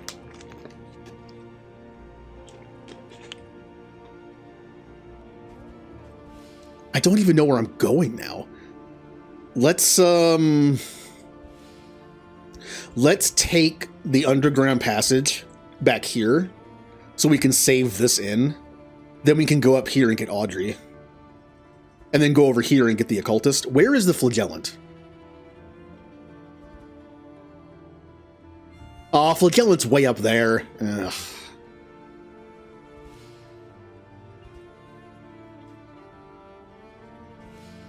Hold on. 1, 2, 3, 4. I have just enough time, I think. 1, 2, 3, 4, then 5 would be to here. I will lose this in, and this in. But I'll get Flagellant back. And I'll get the Vestal, too, instead of the Duelist. It's not fantastic. I'd rather have Highwayman back, but, you know, he's dead. Highwayman is down here. Okay. Yeah, I guess we're doing that. We still need more bodies. We have now collected 3 bodies from the Sprawl and 3 bodies from the Foder. What we need is 3 bodies from the Tangle and 3 bodies from the Shroud, I'm assuming. Fortunately, this way is just Foder, Sprawl, Foder. Ugh, I can't go that way. We need to make progress on the story mission, and this way is no progress. I'm gonna have to come down here, fight this in. I can do the Shroud. I can fight this in, get Audrey. Then I can do the tank. I can go north and do the Tangle. So, 1, 2, 3. Yeah, I couldn't make it there anyway. Unlark, yay! Ninja's back. We died. Well, we lost our entire team. And it made us start with some like 3 randos that I had. All right, we're going this way. Peril. The purchase price. If we're gonna win this, I have to get to the story stuff faster.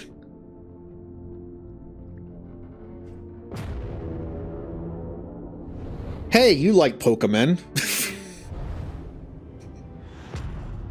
Sure.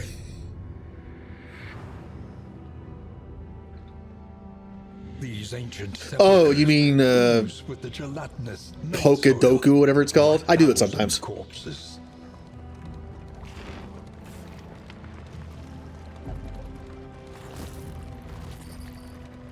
I thought about doing it on stream. Like every day since a new one comes out. We can do like just chatting in the beginning and then just do that. It's an option.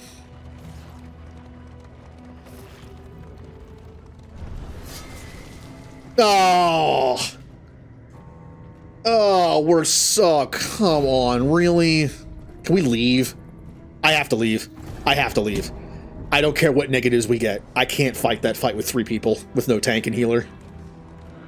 Speaking of which, did I change? Yeah, I did. Okay. I can salvage this if I can get Audrey back on the team. Mate, I don't know. They're all Pikachu'd you. Here, let me click it real quick and see what happens. Daily, guess a Pokemon.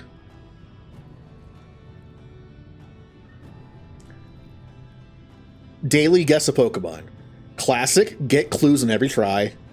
Card with a blurry card. Description with a Pokedex entry. Or silhouette with a shadow. I'll do shadow.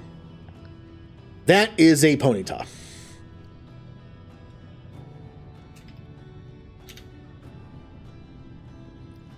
I was correct. Next Pokemon in 6 hours.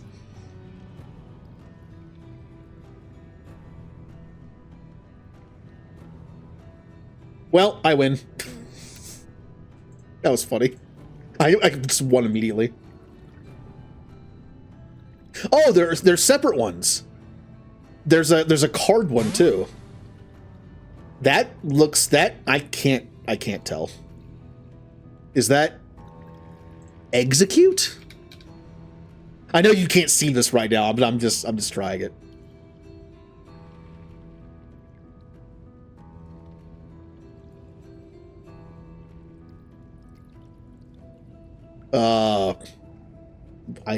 I don't know. Here, what I'll do is I can set up a thing where we can do that, and we can do the Pokedoku thing maybe.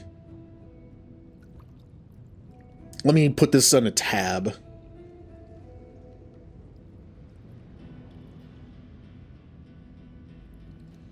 So each one has its own Pokemon. Classic had a different one. Card had a different one. Description has... Let me do description real quick and just see what it says. If it decides to teleport randomly, it creates the illusion that it has created copies of itself. When I think teleport, I think Abra. I was right. And then let's do... We already did Silhouette. Yeah, it's Ponyta. Interesting. I can't do Classic. Oh, guess today's Pokemon. Type any Pokemon to begin. Kingdra. Hold on, I'm just trying this dumb thing for a second. Wasn't found? Okay, fine, Kingler. Oh, this is cool. It's not a water type. It has no secondary typing. It has it has a stage 2 evolution. All right. Rapidash. It's not fire. It is found in grasslands.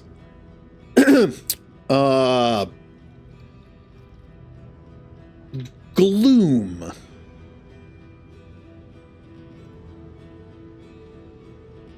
Oh yeah, Gloom is part poison. Whoops. That's dumb.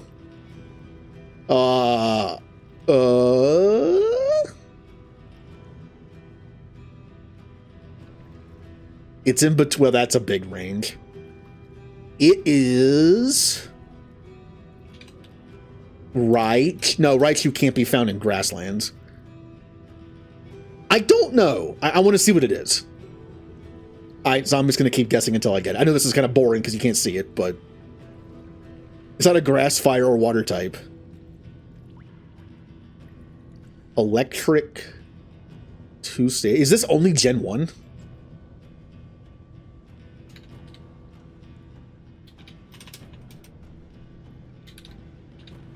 I think it is only Gen 1, isn't it?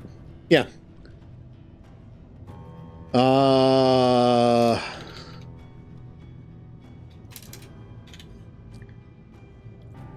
It's not electric either.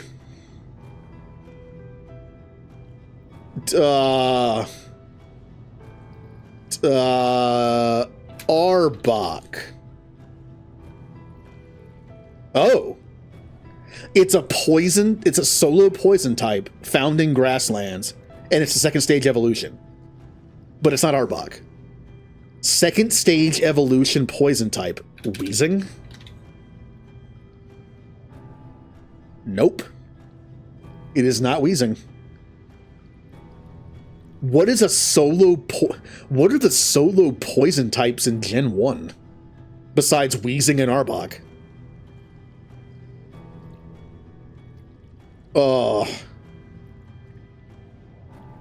I don't know. Are there any more? Is this only Gen 1? I don't know. Only Gen 1 Pokemon are showing up when I type them in. Solo poison type in Gen 1.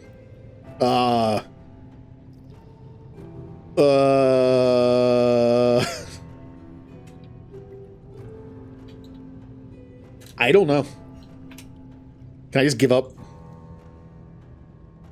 I still want to know, which means I have to keep guessing.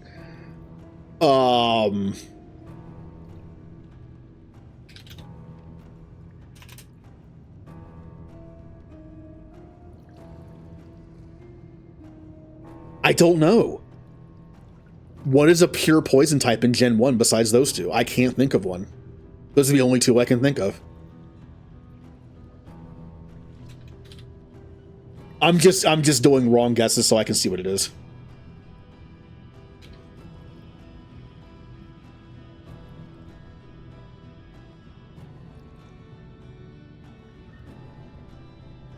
Okay. Are you gonna tell me what it is?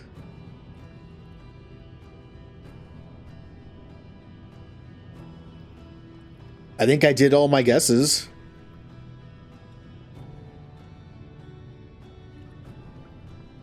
Oh, I get a description clue in 4 try. Man, they let you do a lot. I'll just keep guessing random Pokemon. I want to know what it is.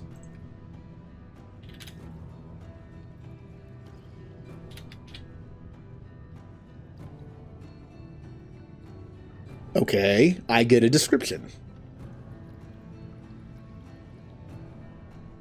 Oh, that's helpful. Thank you.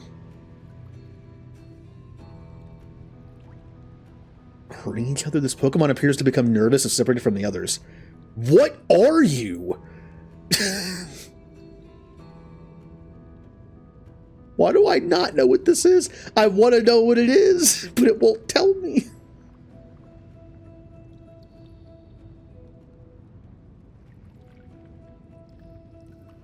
Is that a, it's so blurry.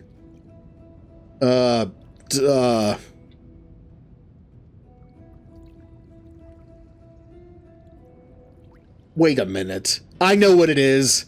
I completely forgot that they were single typed. Nidorina. I was right. It was Nidorina. I completely forgot. Sorry, I know that was kind of boring.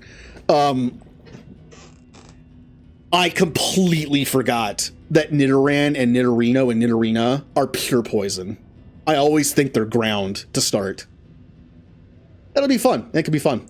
So you get to do one classic, one card, one description, and one silhouette every day. That's cool. Yeah, it could be fun. I'll keep it tabbed so I can mess with it later.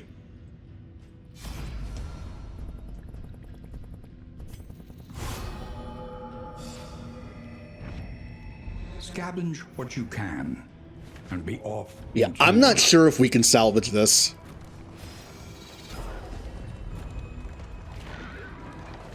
I can try.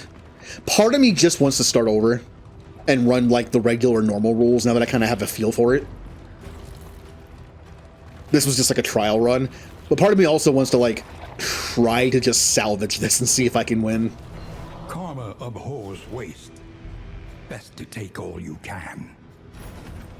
Oh, I got too much crap.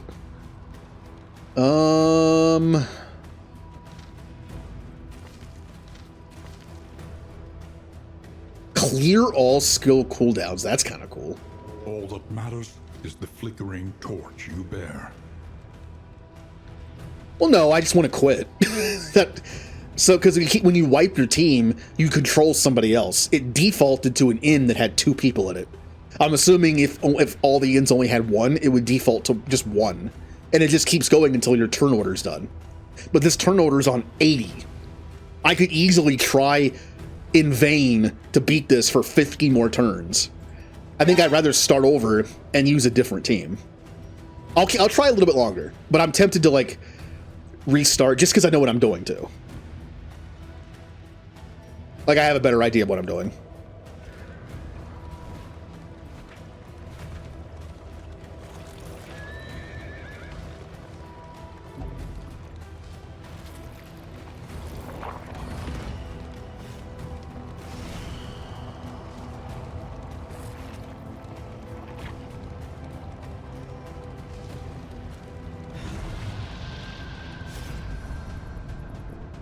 Oh, all the options are to fight.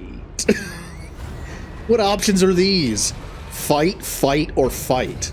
Then why even bother asking me? We have the duelist on the team. I don't know what I'm just gonna use her regular attacks and just hope. Alright, good job. Oh, I should have moved. Well, you can do that now. Incremental, but deadly all the same. This fight might be doable with 3 people. Maybe. Oh, that's cool.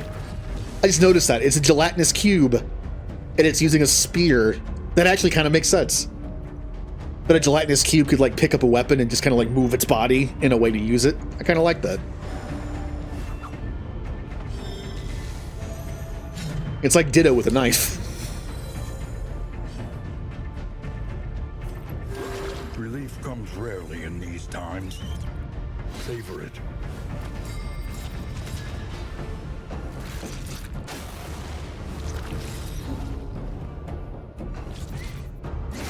Yeah, this is already looking bad. I'm getting stunned to death. And now, greatest test of all.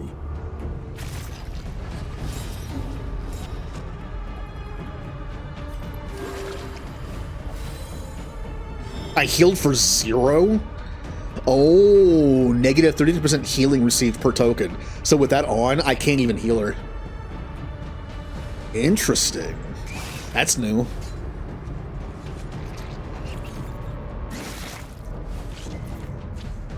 Oh.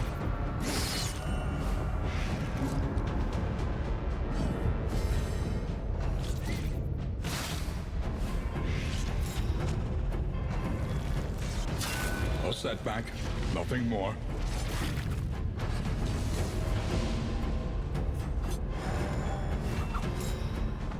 Well, that would have been nice to hit.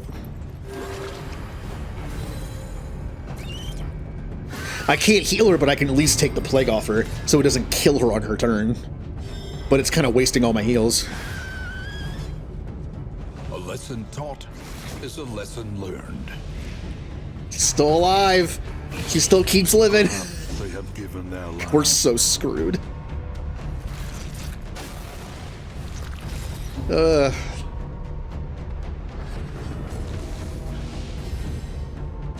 Yep. long road and an abrupt end. Yep. She The understood Hellion can do it. but could not defy it. Yeah. We're just kind of fighting a losing battle here. It's going to give us control of like one person, and we're not going to be able to do anything with them. Let's take a look. Maybe the game will be nice enough to like spawn one of the dead people in an inn with somebody else, so you always start with at least 2. If it's the right 2.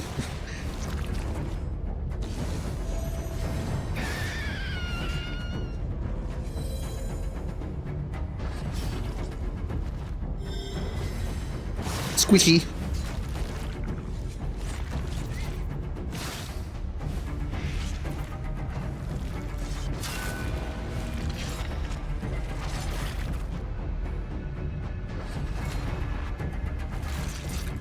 Yep. Alright, let's see what happens. Warriors Oh, another one spawns eventually. Okay. That thing's gotta die. Ascendant. Hey, we died. Trek into the wild country. Now I'm just Dismas. I am only Dismas. Oh, yeah, okay, yeah. It spawns one of the characters that just died with you, I think. So we'd have the Hellion on our side. Here's the problem. I'd have to go through an area to get to Audrey, and I'd probably die with only 2 people. I think we're just kind of in a losing battle here. I am goon. I know it's kind of a waste, but I'm gonna go ahead. How do I do this? Can I just... How do I do this?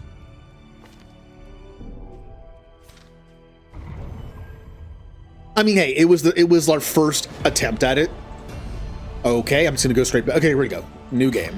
The kingdom is under siege. We kind of know more what we're doing now, so we can start a little better.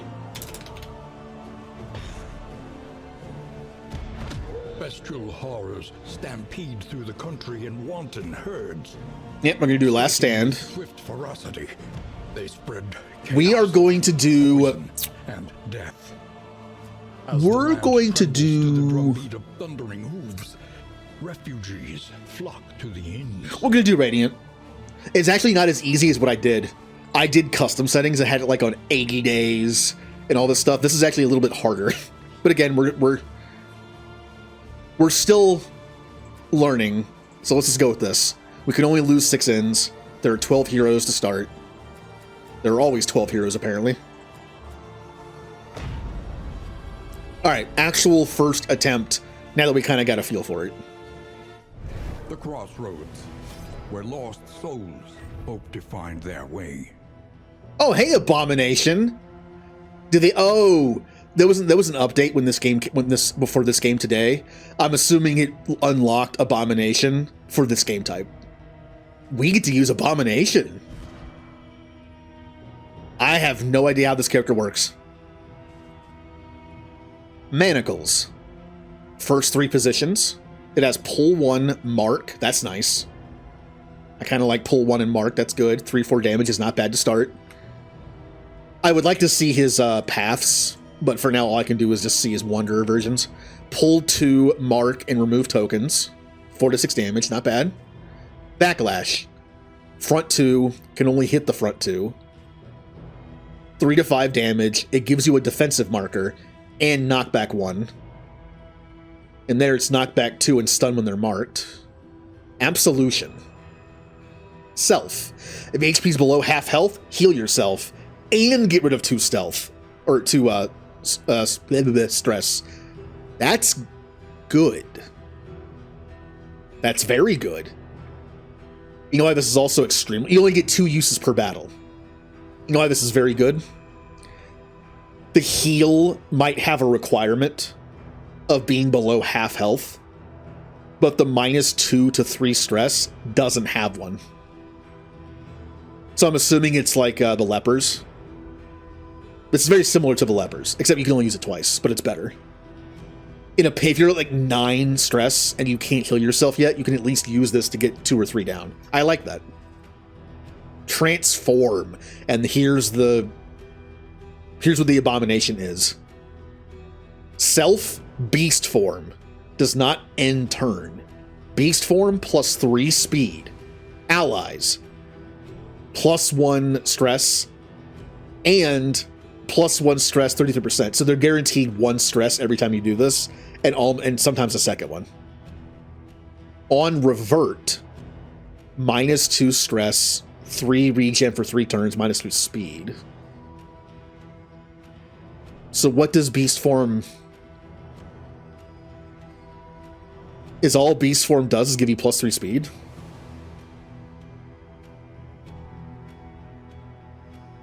When you upgrade it, it gives you 1 offensive token to start, and your allies only get 1 guaranteed stress.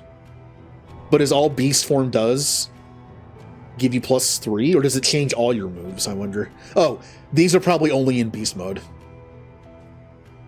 because they're a different color. Rake.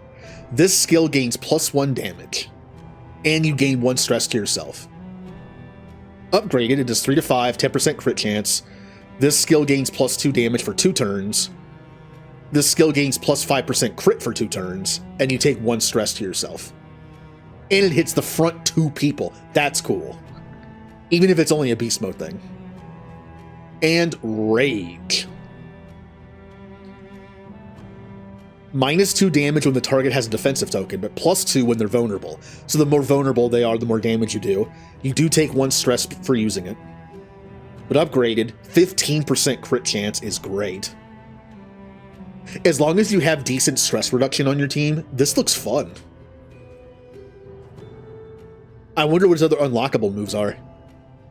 His HP is also pretty high. This guy might actually make a good self-healing tank. Unlike Flagellant, I won't be able to heal others.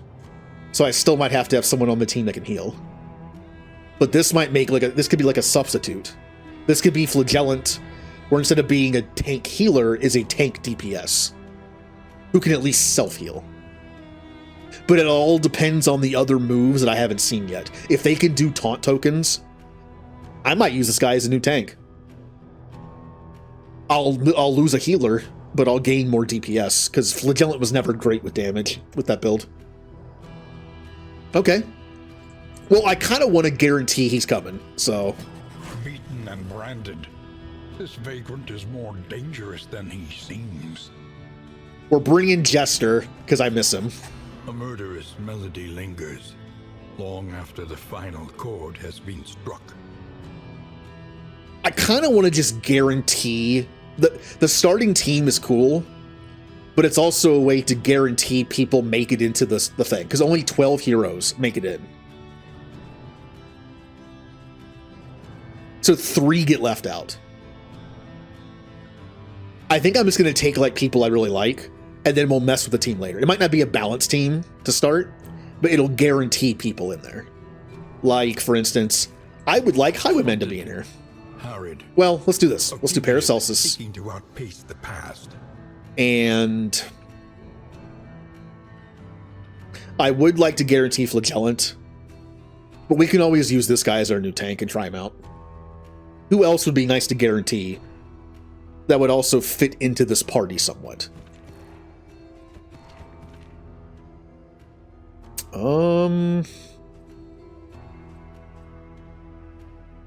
Honestly, we could still just bring Flagellant. He's a good tank. Zealotry. Tank build. We can focus more on DPS with you for now. Yeah. Okay. This kind of works. Just to guarantee them. We can always like find Hellion again, or even like a Leper or somebody, or Crusader, take out Flagellant, make this guy our main tank.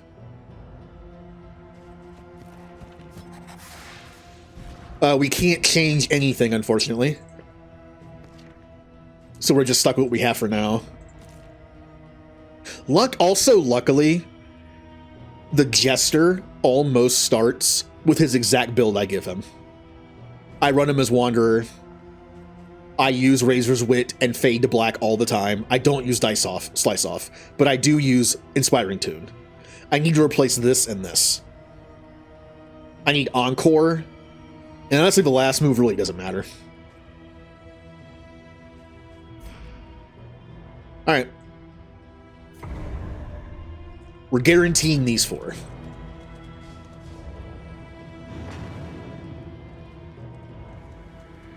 Abomination looks fun. When you are ready. Again, he looks just like a character that can do offense very well and be very defensive at the same time. I like that. Do we take a station wagon? Or we drive a car? Are we taking the carriage item or a trinket? I still think this is better in the long run. In this world, Ooh, that's great. Without purpose. Minus 20% prices the entire game of this game type. That is very good. I would imagine that's like an S tier carriage item for this game type. Because everywhere you go, you get that discount.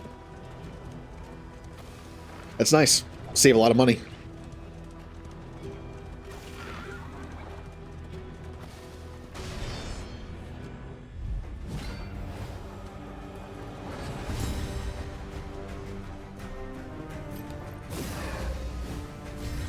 Collaboration confers advantage.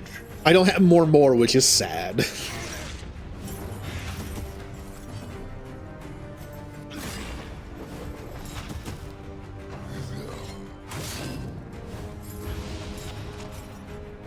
Yeah, it's Abomination's turn.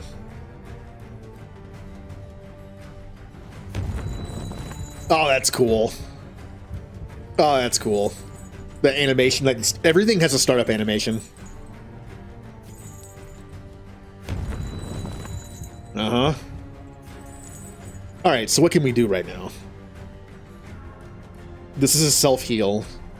This is just a pull that can hit that. This is a... Let's do this. He's lacking in the big hit department, but one of his moves I unlock later might be that.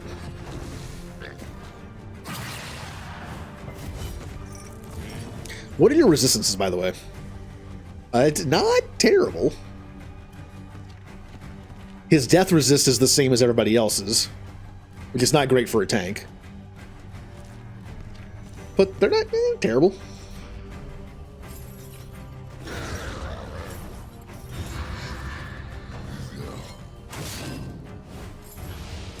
Ow.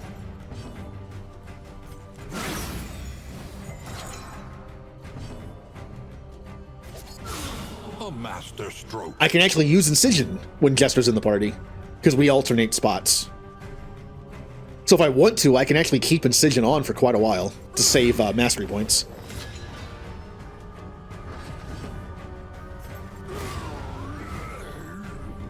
A petty hindrance.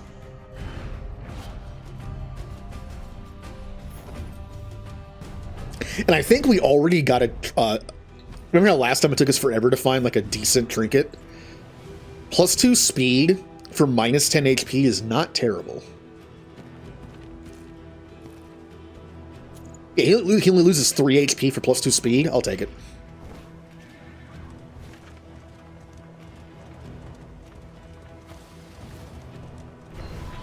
Alright, give us our starting cache of items. Which is just food. That's fine. Who doesn't like food? Who doesn't like food you just randomly come across on the road in a treasure chest? Mmm. It's like cave chicken.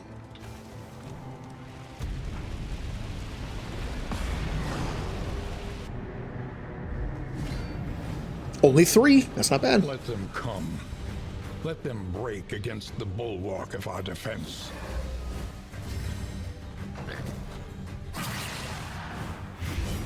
Wow.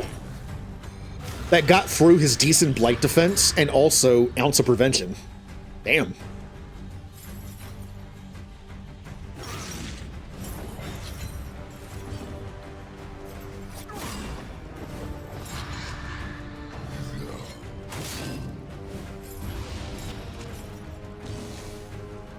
What do we want to do? You know, we have no stress right now. What do you say we have some fun?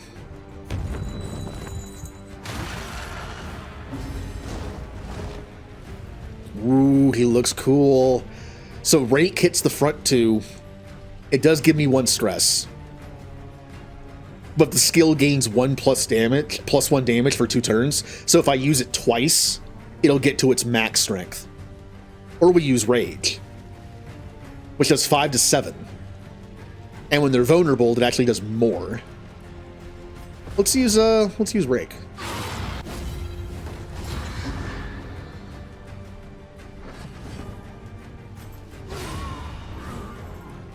On to the next. Grr. Good dialogue.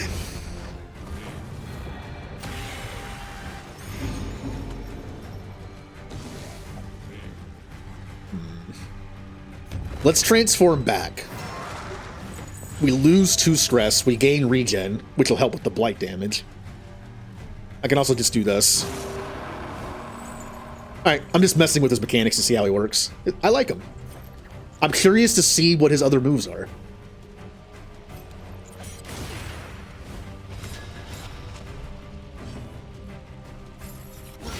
A master stroke.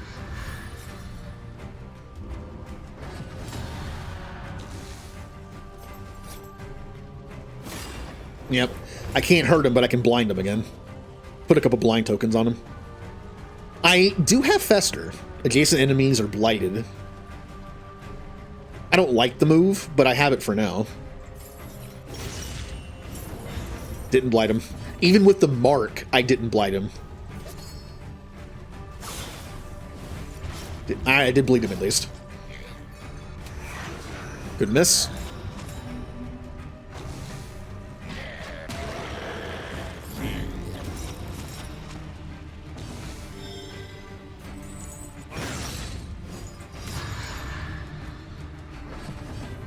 So the Abomination would match up very well with somebody who can cause vulnerability Remember tokens. to stay hydrated. Because vulnerability tokens make his one ability do more damage. Some characters like people that mark people. It looks, at least for that move, he likes people that can do vulnerable tokens. Unfortunately, I don't know a lot of moves that can do that.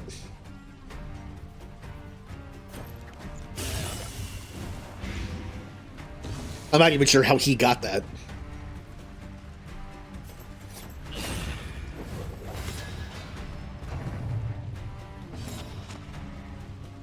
Well, you're getting a little hurt. Too bad I can't self-heal right now. Oh, I can. I just give someone stress. Well, you can handle it.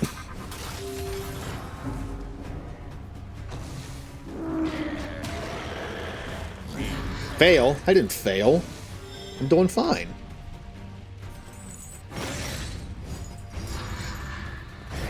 A steady subtraction. Now, speaking of characters that like mark Very targets, good result. the Abomination can mark targets.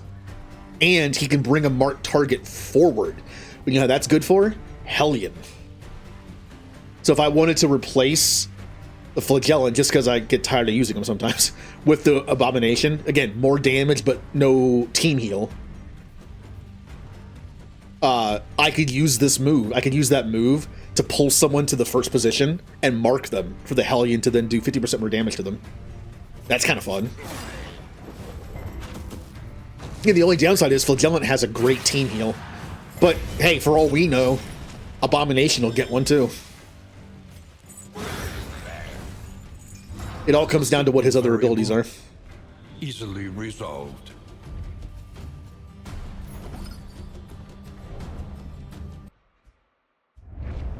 Humbled by exposure and neglect. Alright, we got Spyglass. We unlocked that. Nevertheless, Ah, the first map on the first day. We can take care of that. is under siege. Oh, our starting position's also different. Last time we started down here. So I think one of the best things we can do early on is unlock these underground access points.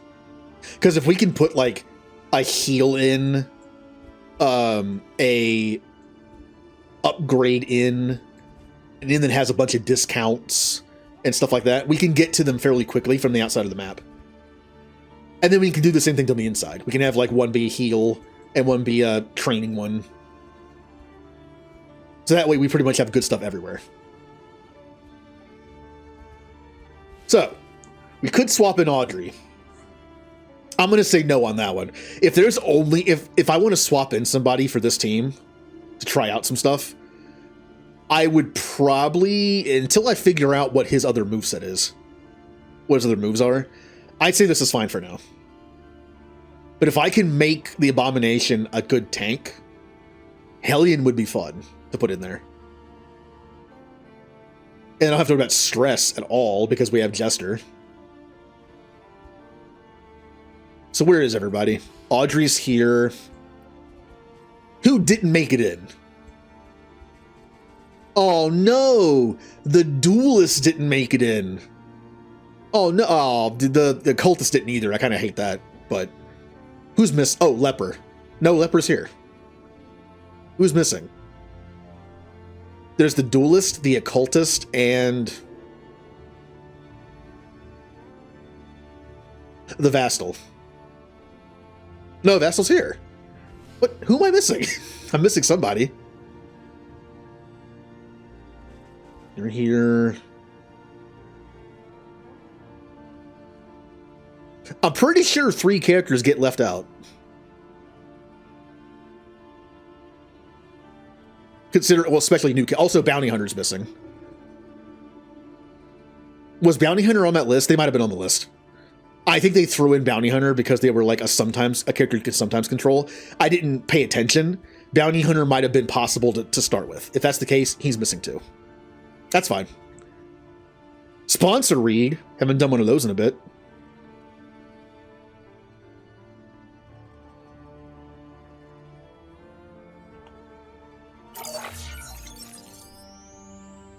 Today's stream is sponsored by the Officers Academy of Garrick Mach.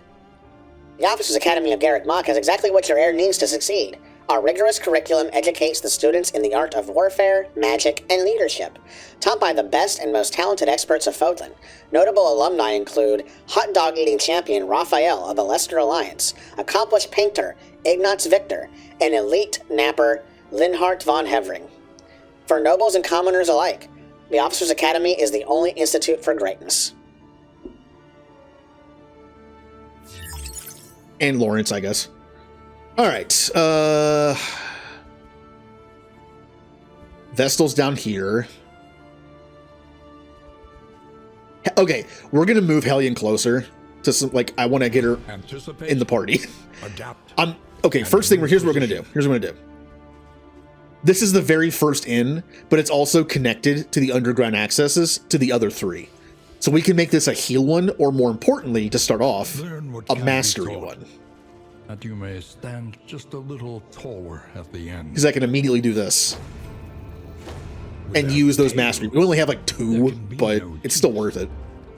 So, what are the Abomination's other 5 moves? How do I tell which ones are beast only? It looks like all of them are. So if there is a taunt in here, it has to be in beast mode. Beast Bile. You have to be in 2 or 3. You hit the front, you hit the middle, which is kind of cool.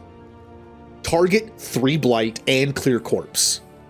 On level up, crit 10%, target 4 blight, clear corpse. So it's like Magnesium Rain that clears corpses, but only hits the middle 2, but does good blight damage. Okay. Ichor. You can use it from 2, 3, or 4. You can hit any spot. Crit 5%. 30% blight resist piercing when targeted. It does 4 blight. And if you upgrade it, it still does 4 blight, but adjacent marked enemies.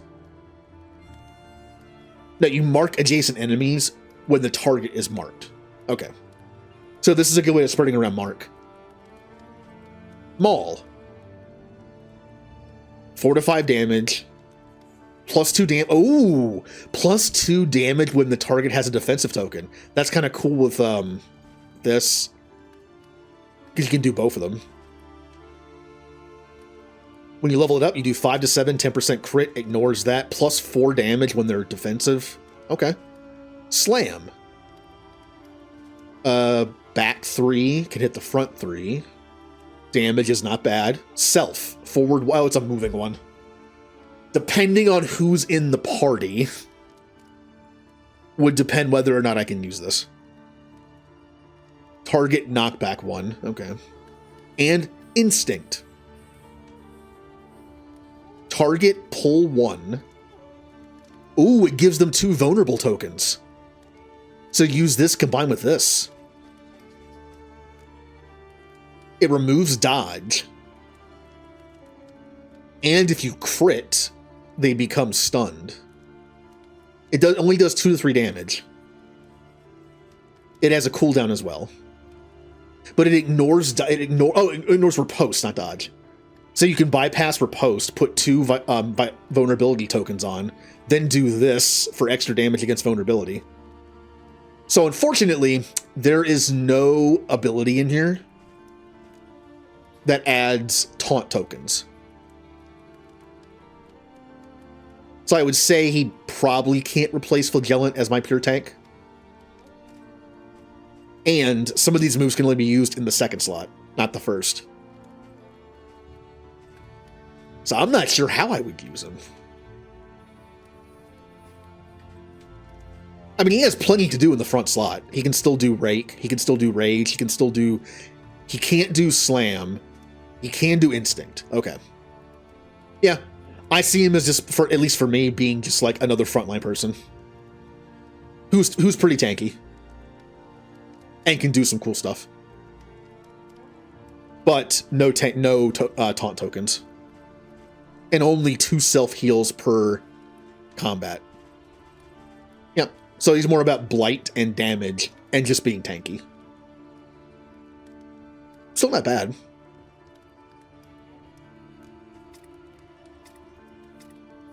Alright, just so we can stay alive for longer, I'm going to unlock more. And I'm going to unlock... I hate the stress thing. But with Jester in the party, stress is pretty good. Let's unlock Instinct so we can do some cool, like, vulnerability token extra damage stuff.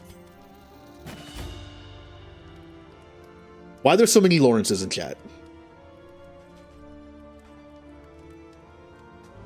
I'm gonna ban that emote.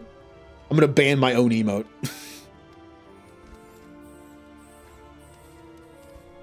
That would be interesting. So what move sucks the most to get rid of for Instinct? I can use everything from the front. That's good. I'm going to get rid of Backlash. I don't really like Knockback that much. I might not like that. Like, moving them forward with Mark is great. But pushing them back, I'd rather be able to do this. So we'll take off that and put on Instinct. Yeah. And here we'll take off Endure and put on Mormor. Cool. Planning and mindfulness. I forgot to put these on the Survival that coach. sharpens I haven't bought anything yet. That's fine. This will serve well. So this means go to the watchtower first. It's the same every time, I guess. Go to the watchtower first. Again, first mistake I made was ignoring the watchtower for like the first 5 times it was there. Precious relics remind us of a time before the end.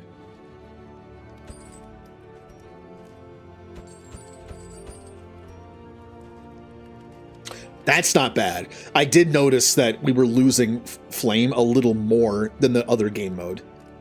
This might not be. I'm not gonna get it though. I'm not gonna get it. Sorry, I'm being a little slow here. This is the start of the thing, so I'm just kind of like making sure everything is set properly. The kingdom clings tenuously to order.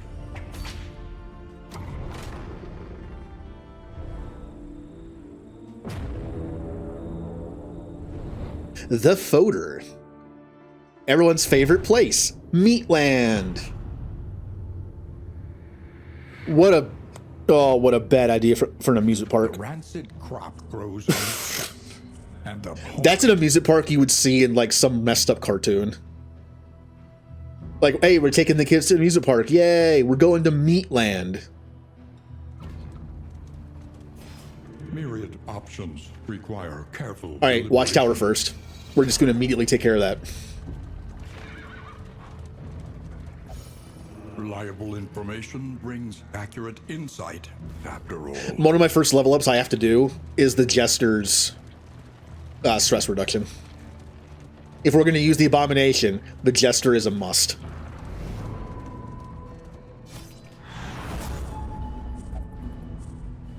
All right, we need to take this item to the next inn, I think.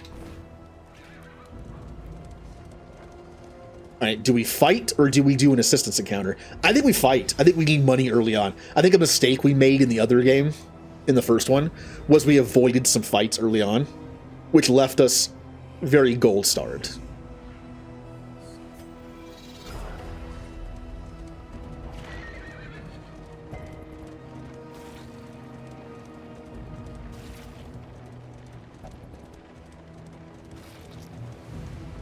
Oh yeah, also, for the, I mentioned I'm doing like the Final Fantasy Tactics setup stuff. I could do that on my own for the most part, but I'll still need some ideas probably. though it brings no But the Stellaris satisfaction. stream on my birthday, I'm asking a few people to make some civs for Stellaris. They can be civs you really like. They can be funny ones. They can be ones that annoy me. You want to put Lawrence in space? Go ahead. When I asked Scandy, he couldn't think of an idea, and I was like, why not do Spiro from Final Fantasy X? Make them just fanatic spiritualist xenophobes. Yevon.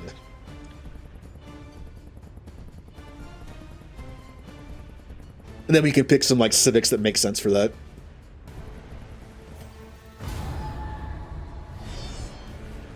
I already made 6 civs to spawn in with my own that are kind of like jokes. That'll most likely be combative to me. So I could use some more that are like, they could be nice or mean. I'd rather not have someone make like a fanatic purifier. Because there's a good chance if someone makes a civ and they spawn on the other side of the galaxy, they could be dead before I find them. So like, not having fanatic purifiers and people like that would probably be a good thing.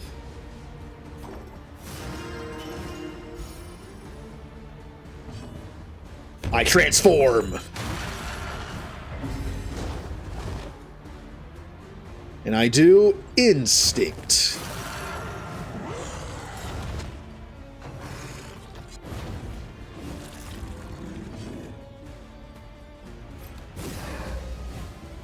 Cooperation is the key.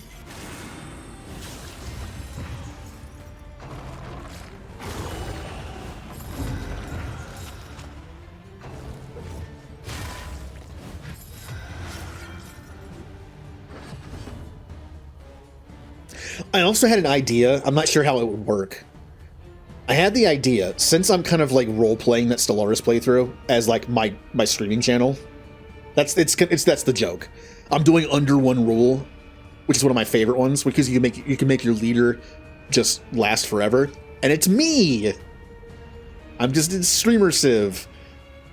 And yes, some of the dumb ones I made are stuff like follow bots, and what else did I put in there? Ads as a megacorp. Ugh. But where was I going with that? I was gonna say something, and I kind of trailed off. Oh well, I'll figure it out later.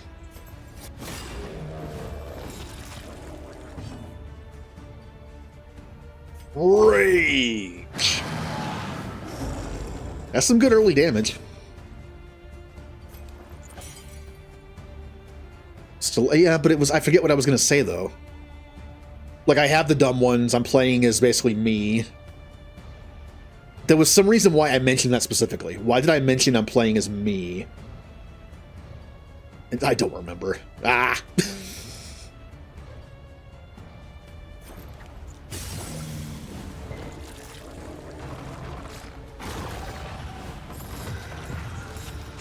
Oh well. Also, for the civs being made by people, we're gonna try not to use origins that will spawn other random civs. Like if you do Payback or Broken Shackles or Scion spawns a Fallen Empire. That's different.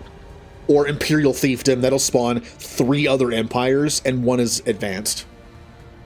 Let's try not to do the ones that create, like, other civs.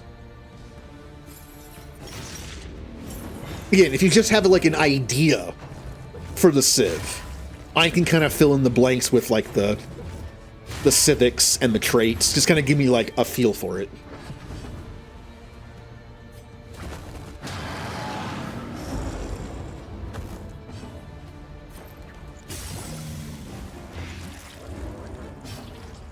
Like, for instance, if Scandi really wants to make Spira in space and have them be like Yevon, like fanatic, spiritualist, xenophobic, I can think of a few civics I could give them to kind of match that.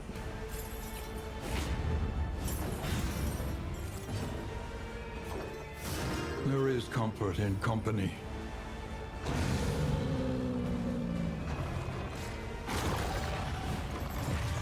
And the traits.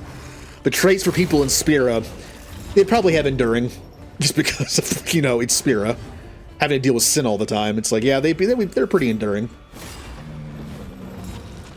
And traditional, I'd have to give them that too.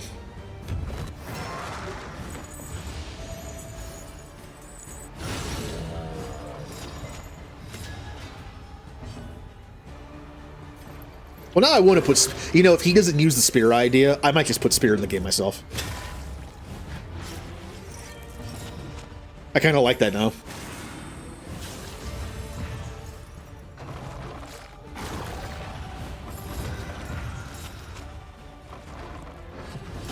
What would the name of the empire be? The planet Spira. I guess it'd just be Yevon.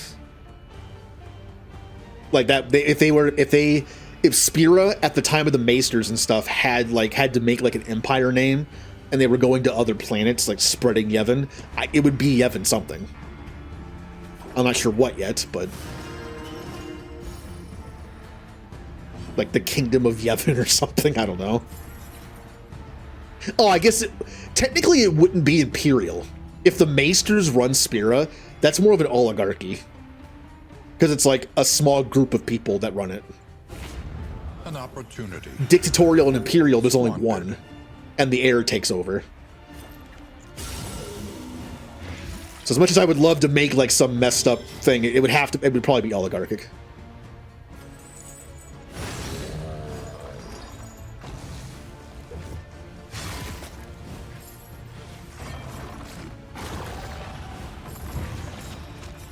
I mean, you could put him on an ocean world.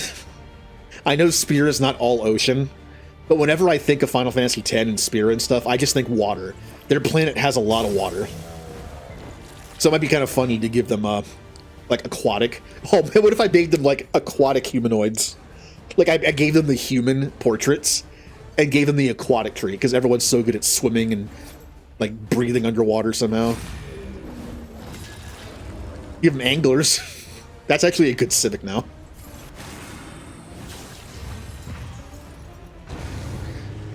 No, hey, you want to make a Civ in Stellaris, and you want to make a hive mind that's just called Lawrence? Be my guest. I shouldn't have said that. Now somebody's gonna make it. It's gonna be a hive mind organic build, and the species is just called Lawrence, and the hive mind is Lawrence.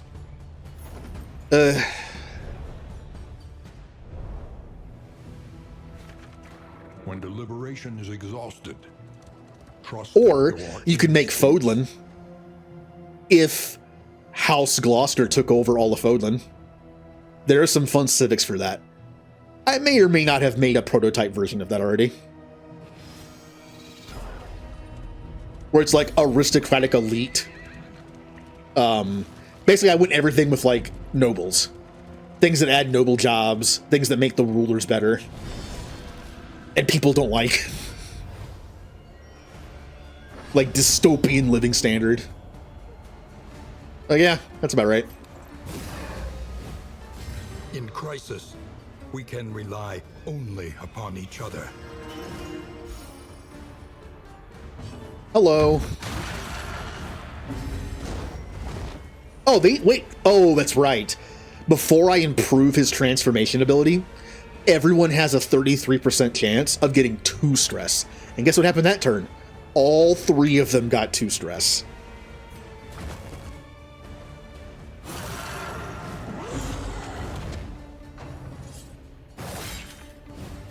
I need to upgrade his transformation so it stops people from getting 2.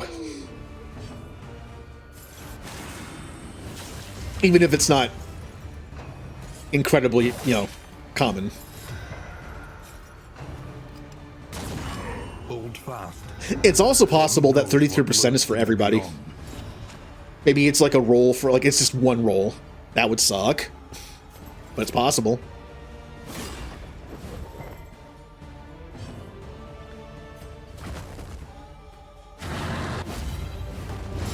Incremental, but deadly all the same.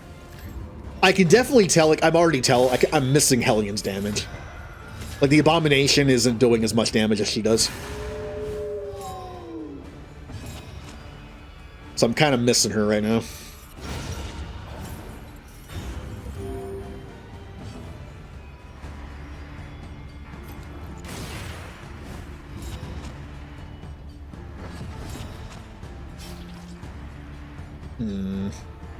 Also, the dog is protecting the guy that has vulnerability tokens.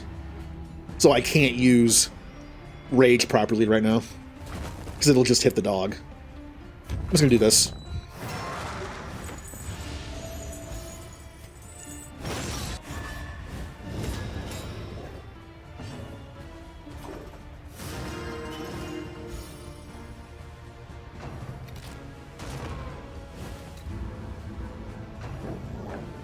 You know what I should do at some point? At some point, I should do a stream where I show some of the builds I'm doing in Stellaris for the birthday stream. And just show the stupid ones. I can do that on Saturday. Saturday, we're finishing up Citizen Sleeper. It probably won't take the whole stream. So we can go into Stellaris and look at some of the builds. And maybe even build a few. Yeah. We can make Saturday like Stellaris Civ build day.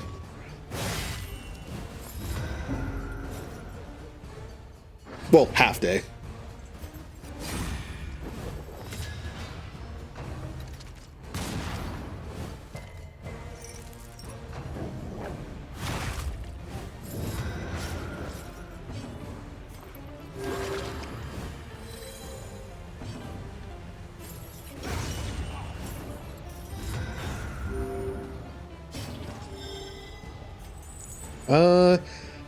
This removes crit token.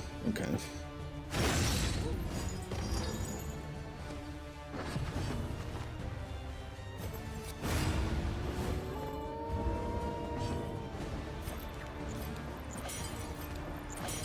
I need to unlock the backline version of this.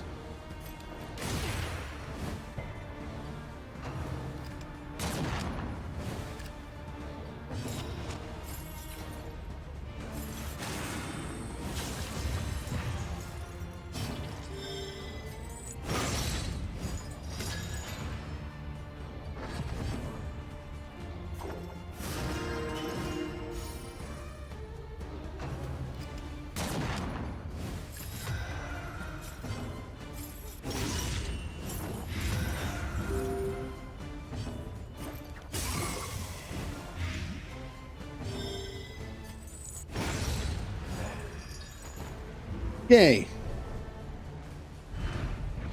Cut down these nightmares and blaze the trail to your redemption. Alright, let's get our stuff. Getting some item caches early is pretty good. Maybe we'll get a decent trinket or two. Karma abhors waste. Best to take all you can. We got... well... it has fatigue keel. That's fine. And then a two-person, two stress reduction. Okay. You like the carriage. Everything in this game is creepy. Look where we are. We're in Meatland. Those are not trees and things. Like, those are just, like, meat tentacles.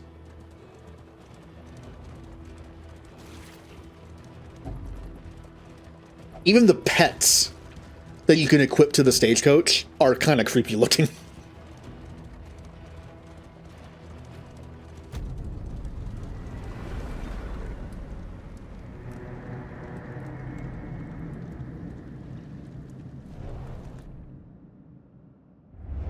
Tonight, we sleep beneath the sinister moon.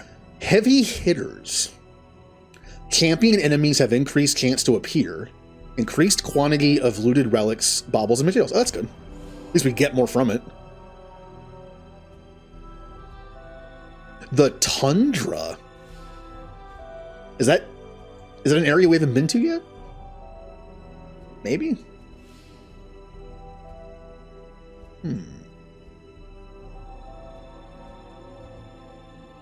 I kind of want to rest one. But we don't have to. Our great cities burn. All that beauty and knowledge. We got attacked in the night. Ash on the wind. No, the shuffle.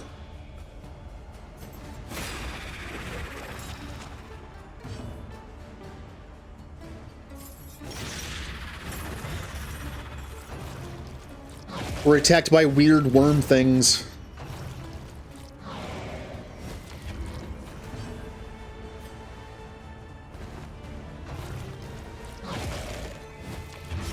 Incremental, but deadly all the same. What a mess. It's such a mess when you have to move your people back into position. It's close enough.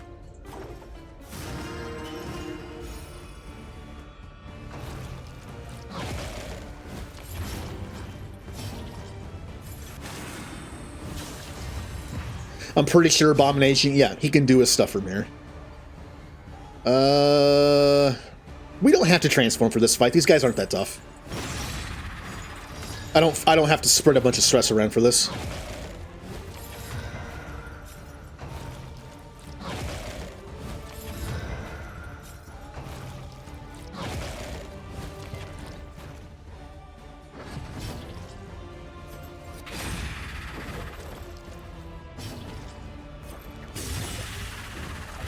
The enemy You are weakens dead? and Yep. wanes.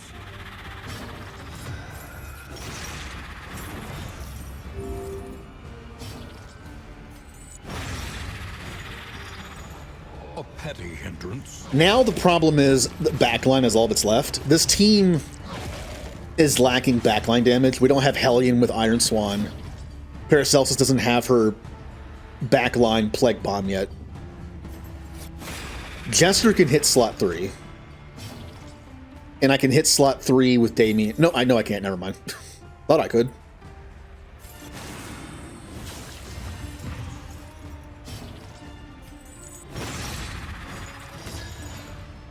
That's where this is helpful. You are dead. Agony by accumulation. And the back row where nobody can hit them. Except for... Well, actually. Well, that works. We killed a body.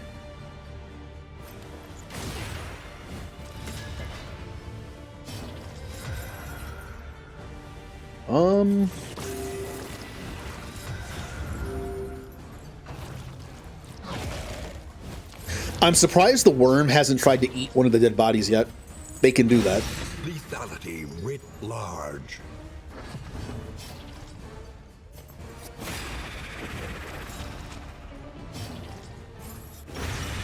But will not get the chance.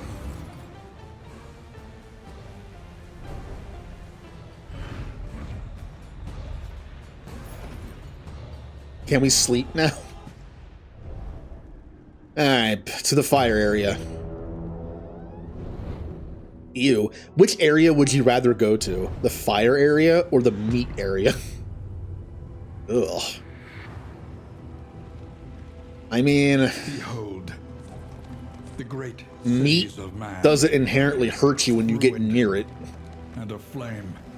So I guess by default, I'm going to Meatland.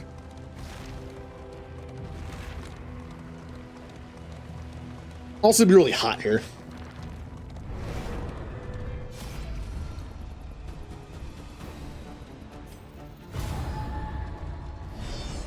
Fanatics.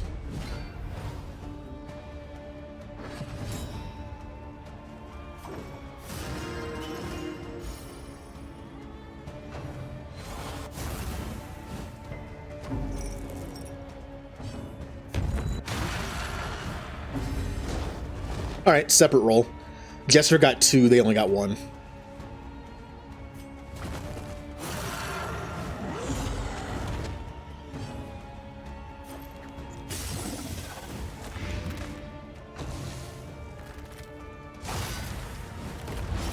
Incremental, but deadly all the same. And even with the Jester, my stress is kind of getting out of control a little bit. This comp might require... Like, we might need, like, Men-at-Arms. Men-at-Arms as a tank instead of Flagellant means we lose healing. We lose our Deathless Healing. But we gain another stress reduction. And, of course, Hellion also has a kind of an emergency one. It lowers her DPS, but it does heal stress. Or Crusader. Honestly... Crusader, Abomination, Jester might be pretty decent. Crusader can tank, taunt, and also heal when need be. And then you have Abomination, then you'd have Jester for stress. Like, that might not be too bad.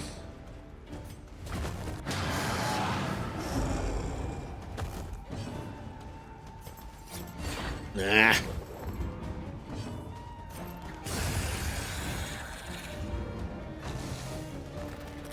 I mean, anybody with Men-at-Arms is good. Men-at-Arms can do everything but heal other people.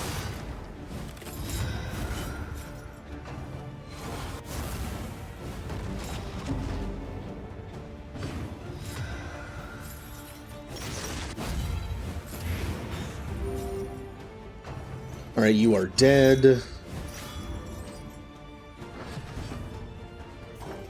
You're gonna lose 2 when I de-monster you. If I do this... You'll still lose 2. Let's do this.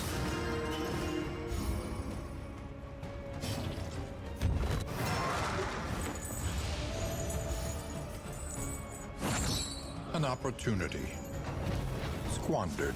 I didn't even see the guy in the back was still alive. I'm so used to having a team that can just nuke the back line. I kind of hate that I can't hit them now. But once I can get Damien Acid Rain and get Paracelsus her back row plague thing, we'll be doing a little better.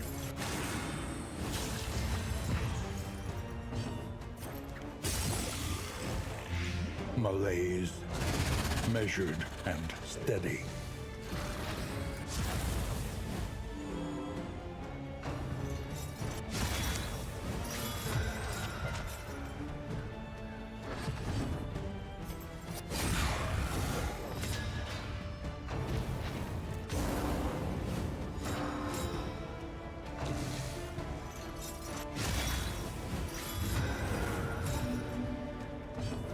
Okay, let's see.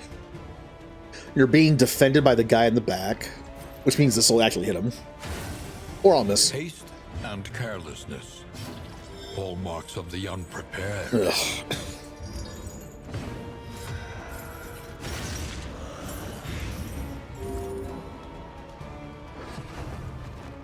I don't mind having the battles take a little longer, because it just lets me do more stress reduction. Hey, look, it's back off cooldown. 5, 5, and 5. Who wants it? You're our tank. You'll get hit more.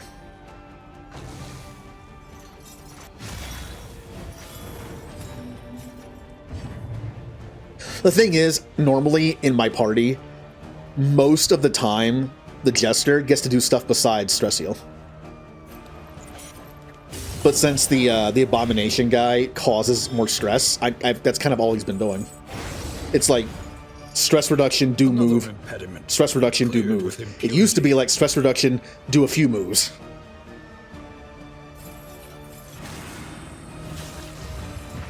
If I can improve his stress reduction, it'll help. It'll make me have to do it less.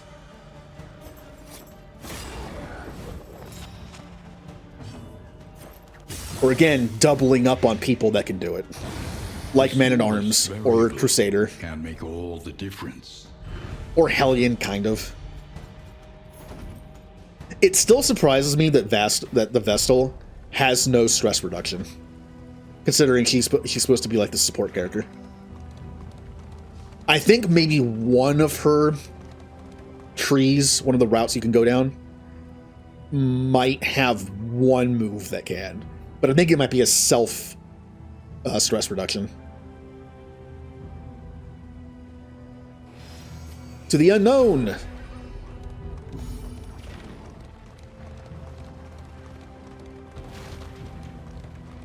Echoes of humanity, twisted by hopelessness. All right, got some zombies.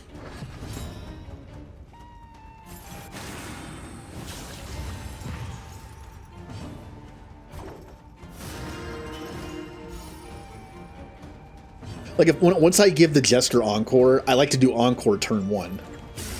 But the faster I use his stress reduction move, the faster it's off cooldown. So it might make sense to use that if I can.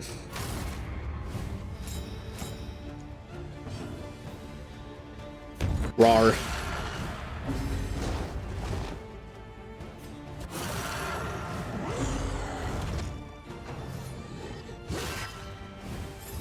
Agony by accumulation. Hold fast. No, don't. I hate when moves that are designed to do stress crit, because it's just more stress.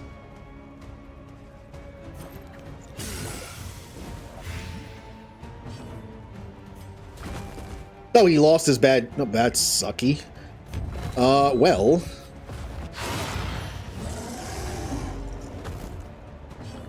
We are not doing good on stress. Even the Jester, it can't keep up with all this.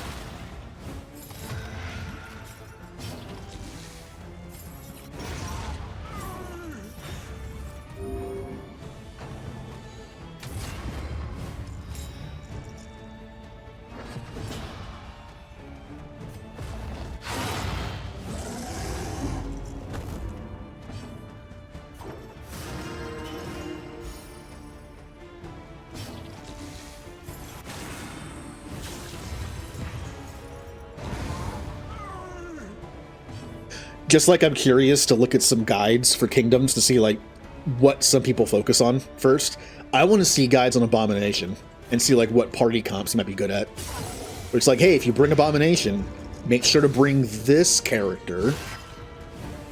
They make a good complement.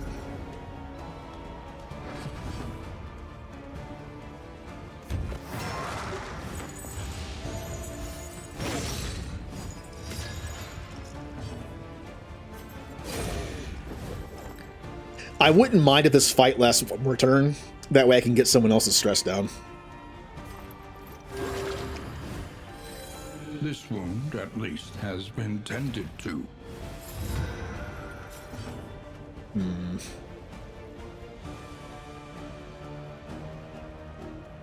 Well, I don't want to hurt myself, but I can't do more. Hey, who wants a stress? Here, you take it. Oh, you resisted it. Good. There we go. That's a little better.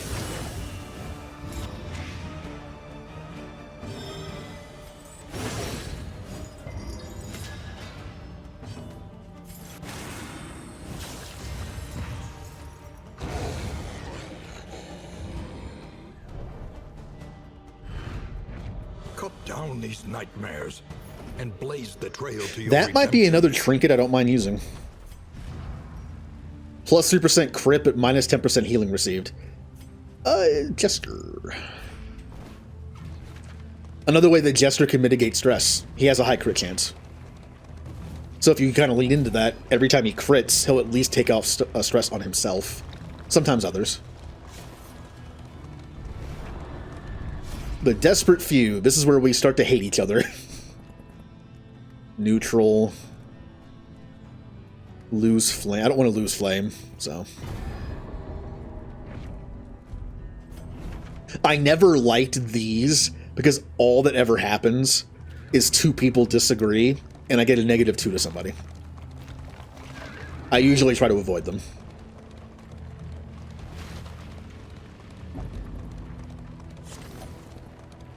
Once again, stress is eating us alive.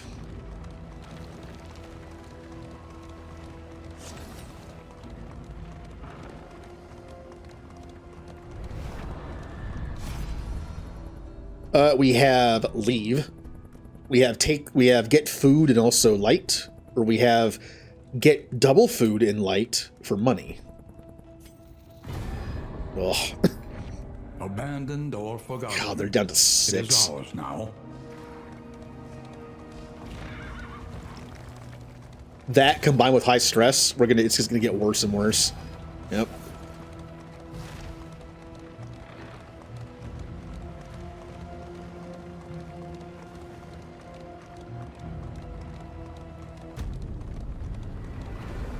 Alright. Fight against the Beastmen. A full team this time. Yeomanry fight harder alongside leaders they I can't admire. afford to go beast mode, because if I get too stressed, yeah, I have to wait a little bit. So...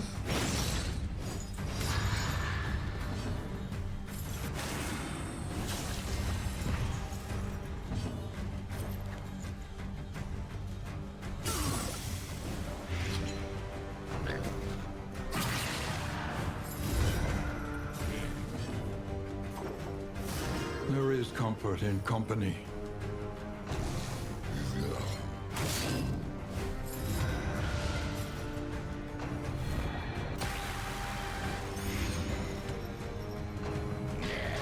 Oh, not that move. No! That's okay. He's fine. Maybe he'll crit somebody and take his stress down. Or he won't.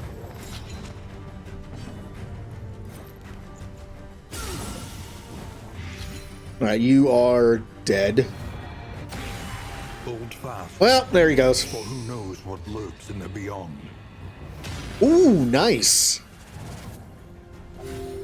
Woo! You know what else is probably good to stack into if I can? Resolute Chance. If anyone has any of those passive abilities I could unlock, or has a quirk or something, Resolute Chance might be really good for this. For stuff like that. A better chance you don't melt down with stress. And that ends, stress ends up being good. Kind of. You still lose relationship when you're traveling, but... A slow dissection. An unavoidable end.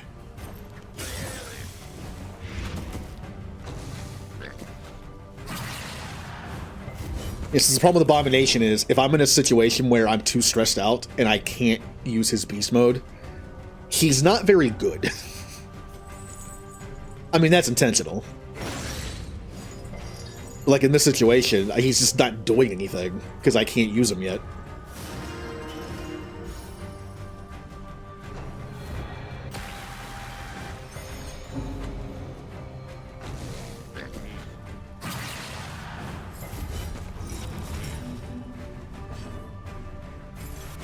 As much as I want to use him, I might take him out of the party at some point. Just because the stress is going to get to be a bit much.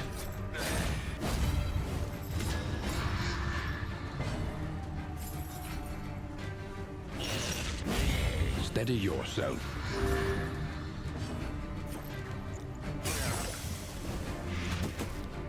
You're dead.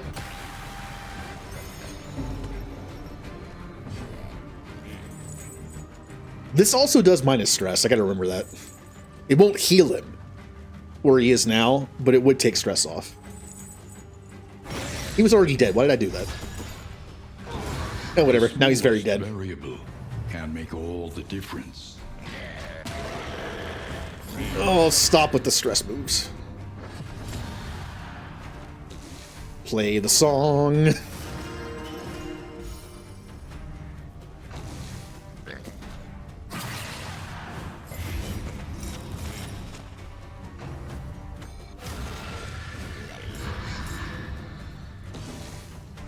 Ugh. Now we do that.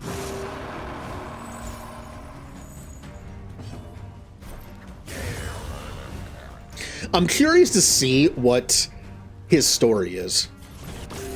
Relief comes Like, there's not too many characters in the party that are actually decent people. Like, there are murderers and like Jester murdered somebody for a song. You know, the Highwayman murdered a wife and child for like money. They've all done messed up stuff for the most part. Paracelsus did bring her dead professor back to life and have to kill him. At least she didn't kill him to begin with. But the Abomination, like, I wonder, are they gonna? I actually don't know his backstory. Are they gonna make him like a sympathetic character he was experimented on or something? Or did he really deserve this fate of being like a werewolf, basically? I don't know.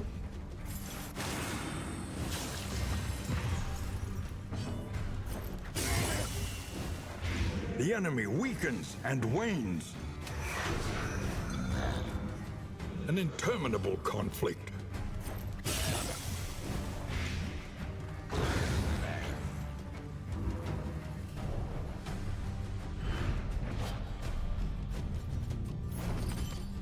But yeah, without beast mode, he just doesn't do much. Modest homespun comforts are still something to cling to. All right, the path of the besieged, path of the beast is clear. Besieged inns must be equipped to deal with the wounded. Now we have to go to hospitals and merchants and pick up stuff. Camp ambush -5 speed. I mean, they don't happen that often. Come morning. Who numbers among the fallen? Well, we're not getting down there. Come on, that game, that was not very nice. 1, 2, 3, 4. I can barely get there. And I, once again, wanted to, like, go over here to get, you know, the next underground thing unlocked. But now I have to go straight there. Because if I go 1, 2, 3, 4, 5, 6, 7. Ugh. Maybe later, I guess. Who is on our path? Highwayman! Who would I get rid of, though? Highwayman, in my opinion, does not pair well with Jester or Paracelsus. At least the way I play him. I like to put him in spot 3. So that would mean that there's conflict there. Now, if I played him as Rogue, he could go in slot 2 and 1. And he would actually synergize well with Flagellant. Flagellant can do everything like in 2 or 1. I'm pretty sure. Like, everything he can do from 2 and 1. Yeah. Well, there's one thing he can't do from 1. What is it? I usually take this off anyway. So we could drop Abomination for now and pick up Highwayman for more damage. We're kind of lacking in the damage department. And we could have him do a rogue build where he does his riposts. Yeah, let's have him meet us down here. Moving alone in hostile territory. Let us hope for. Now, the flip side of that, arrival. Crusader would not be too bad to replace Flagellant and then have you and have double stress reduction. I could do either. Could do both.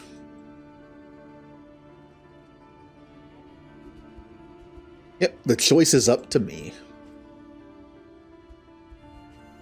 Leper and arms. Boo. I'll never take her. Not that I don't like, it's just I just don't use her very well. She doesn't fit my playstyle. Audrey really doesn't either. Alright, what can we do? Well, first things first. Shored up against incursion. Potentially defend the inns by themselves, if they can hold on. This inn in particular. Hardships be damned. The day It's is kind of in the middle of nowhere. Like, it's 2 away from the central inn. And 2 away from any of the inns that have this. This is kind of in a bad spot. So really, I can make it whatever I want. I'm going to save my points. I like to spread this stuff around. How many mastery points do we have? 6. Listen. Practice. Improve. Yeah.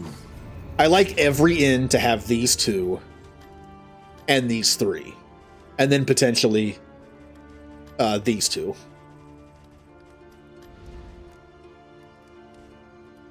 Alright, Blight. We also haven't seen what his moves do in his other paths. He might actually be a good tank in one of the paths, or one of his moves might do do tanky stuff.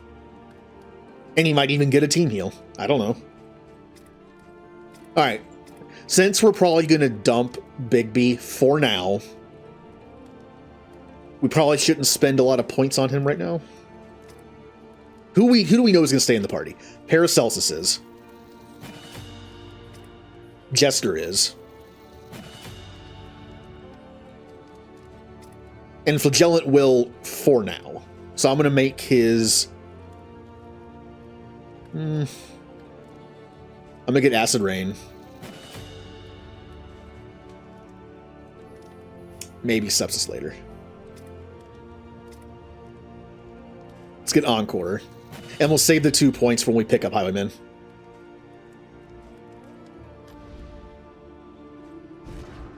Let's do not you. Actually, wait. Yeah, I can actually use this sometimes. I hardly ever use this, especially if I have this. You're the same. Let's take off Lash's Gift for that, and keep that on. And you take off you because I never use you. That. Do we have any items? Take some of that. You can give us some light if we need it. +2 fire damage dealt. I have no fire dealer. Also, if turn speed is less than 2, you get a negative, not a positive, so I will never use that.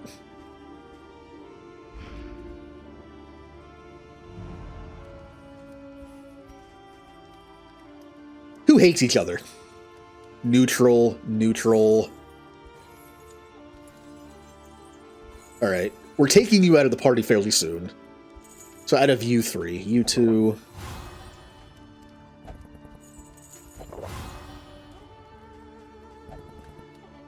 I'm pretty sure Paracelsus... No, she can drink. Oh, she has Coward, which is actually fine on her.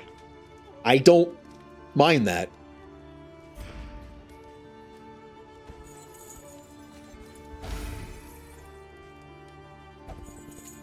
Hey, Damien, who do you want to fist fight? The Jester and the Flagellant boxing. That'd be fun to watch.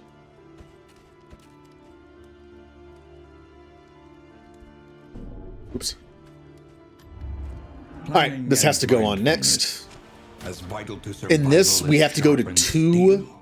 We have to go to 2 hospitals and 2 hoarders. And that'll give us the items required to move on with the story. We're already ahead of schedule from last time. Alright, I'm actually going to stop playing this game now. I want to keep playing it, but I have something stuck in my head I want to do now, which I could do on stream.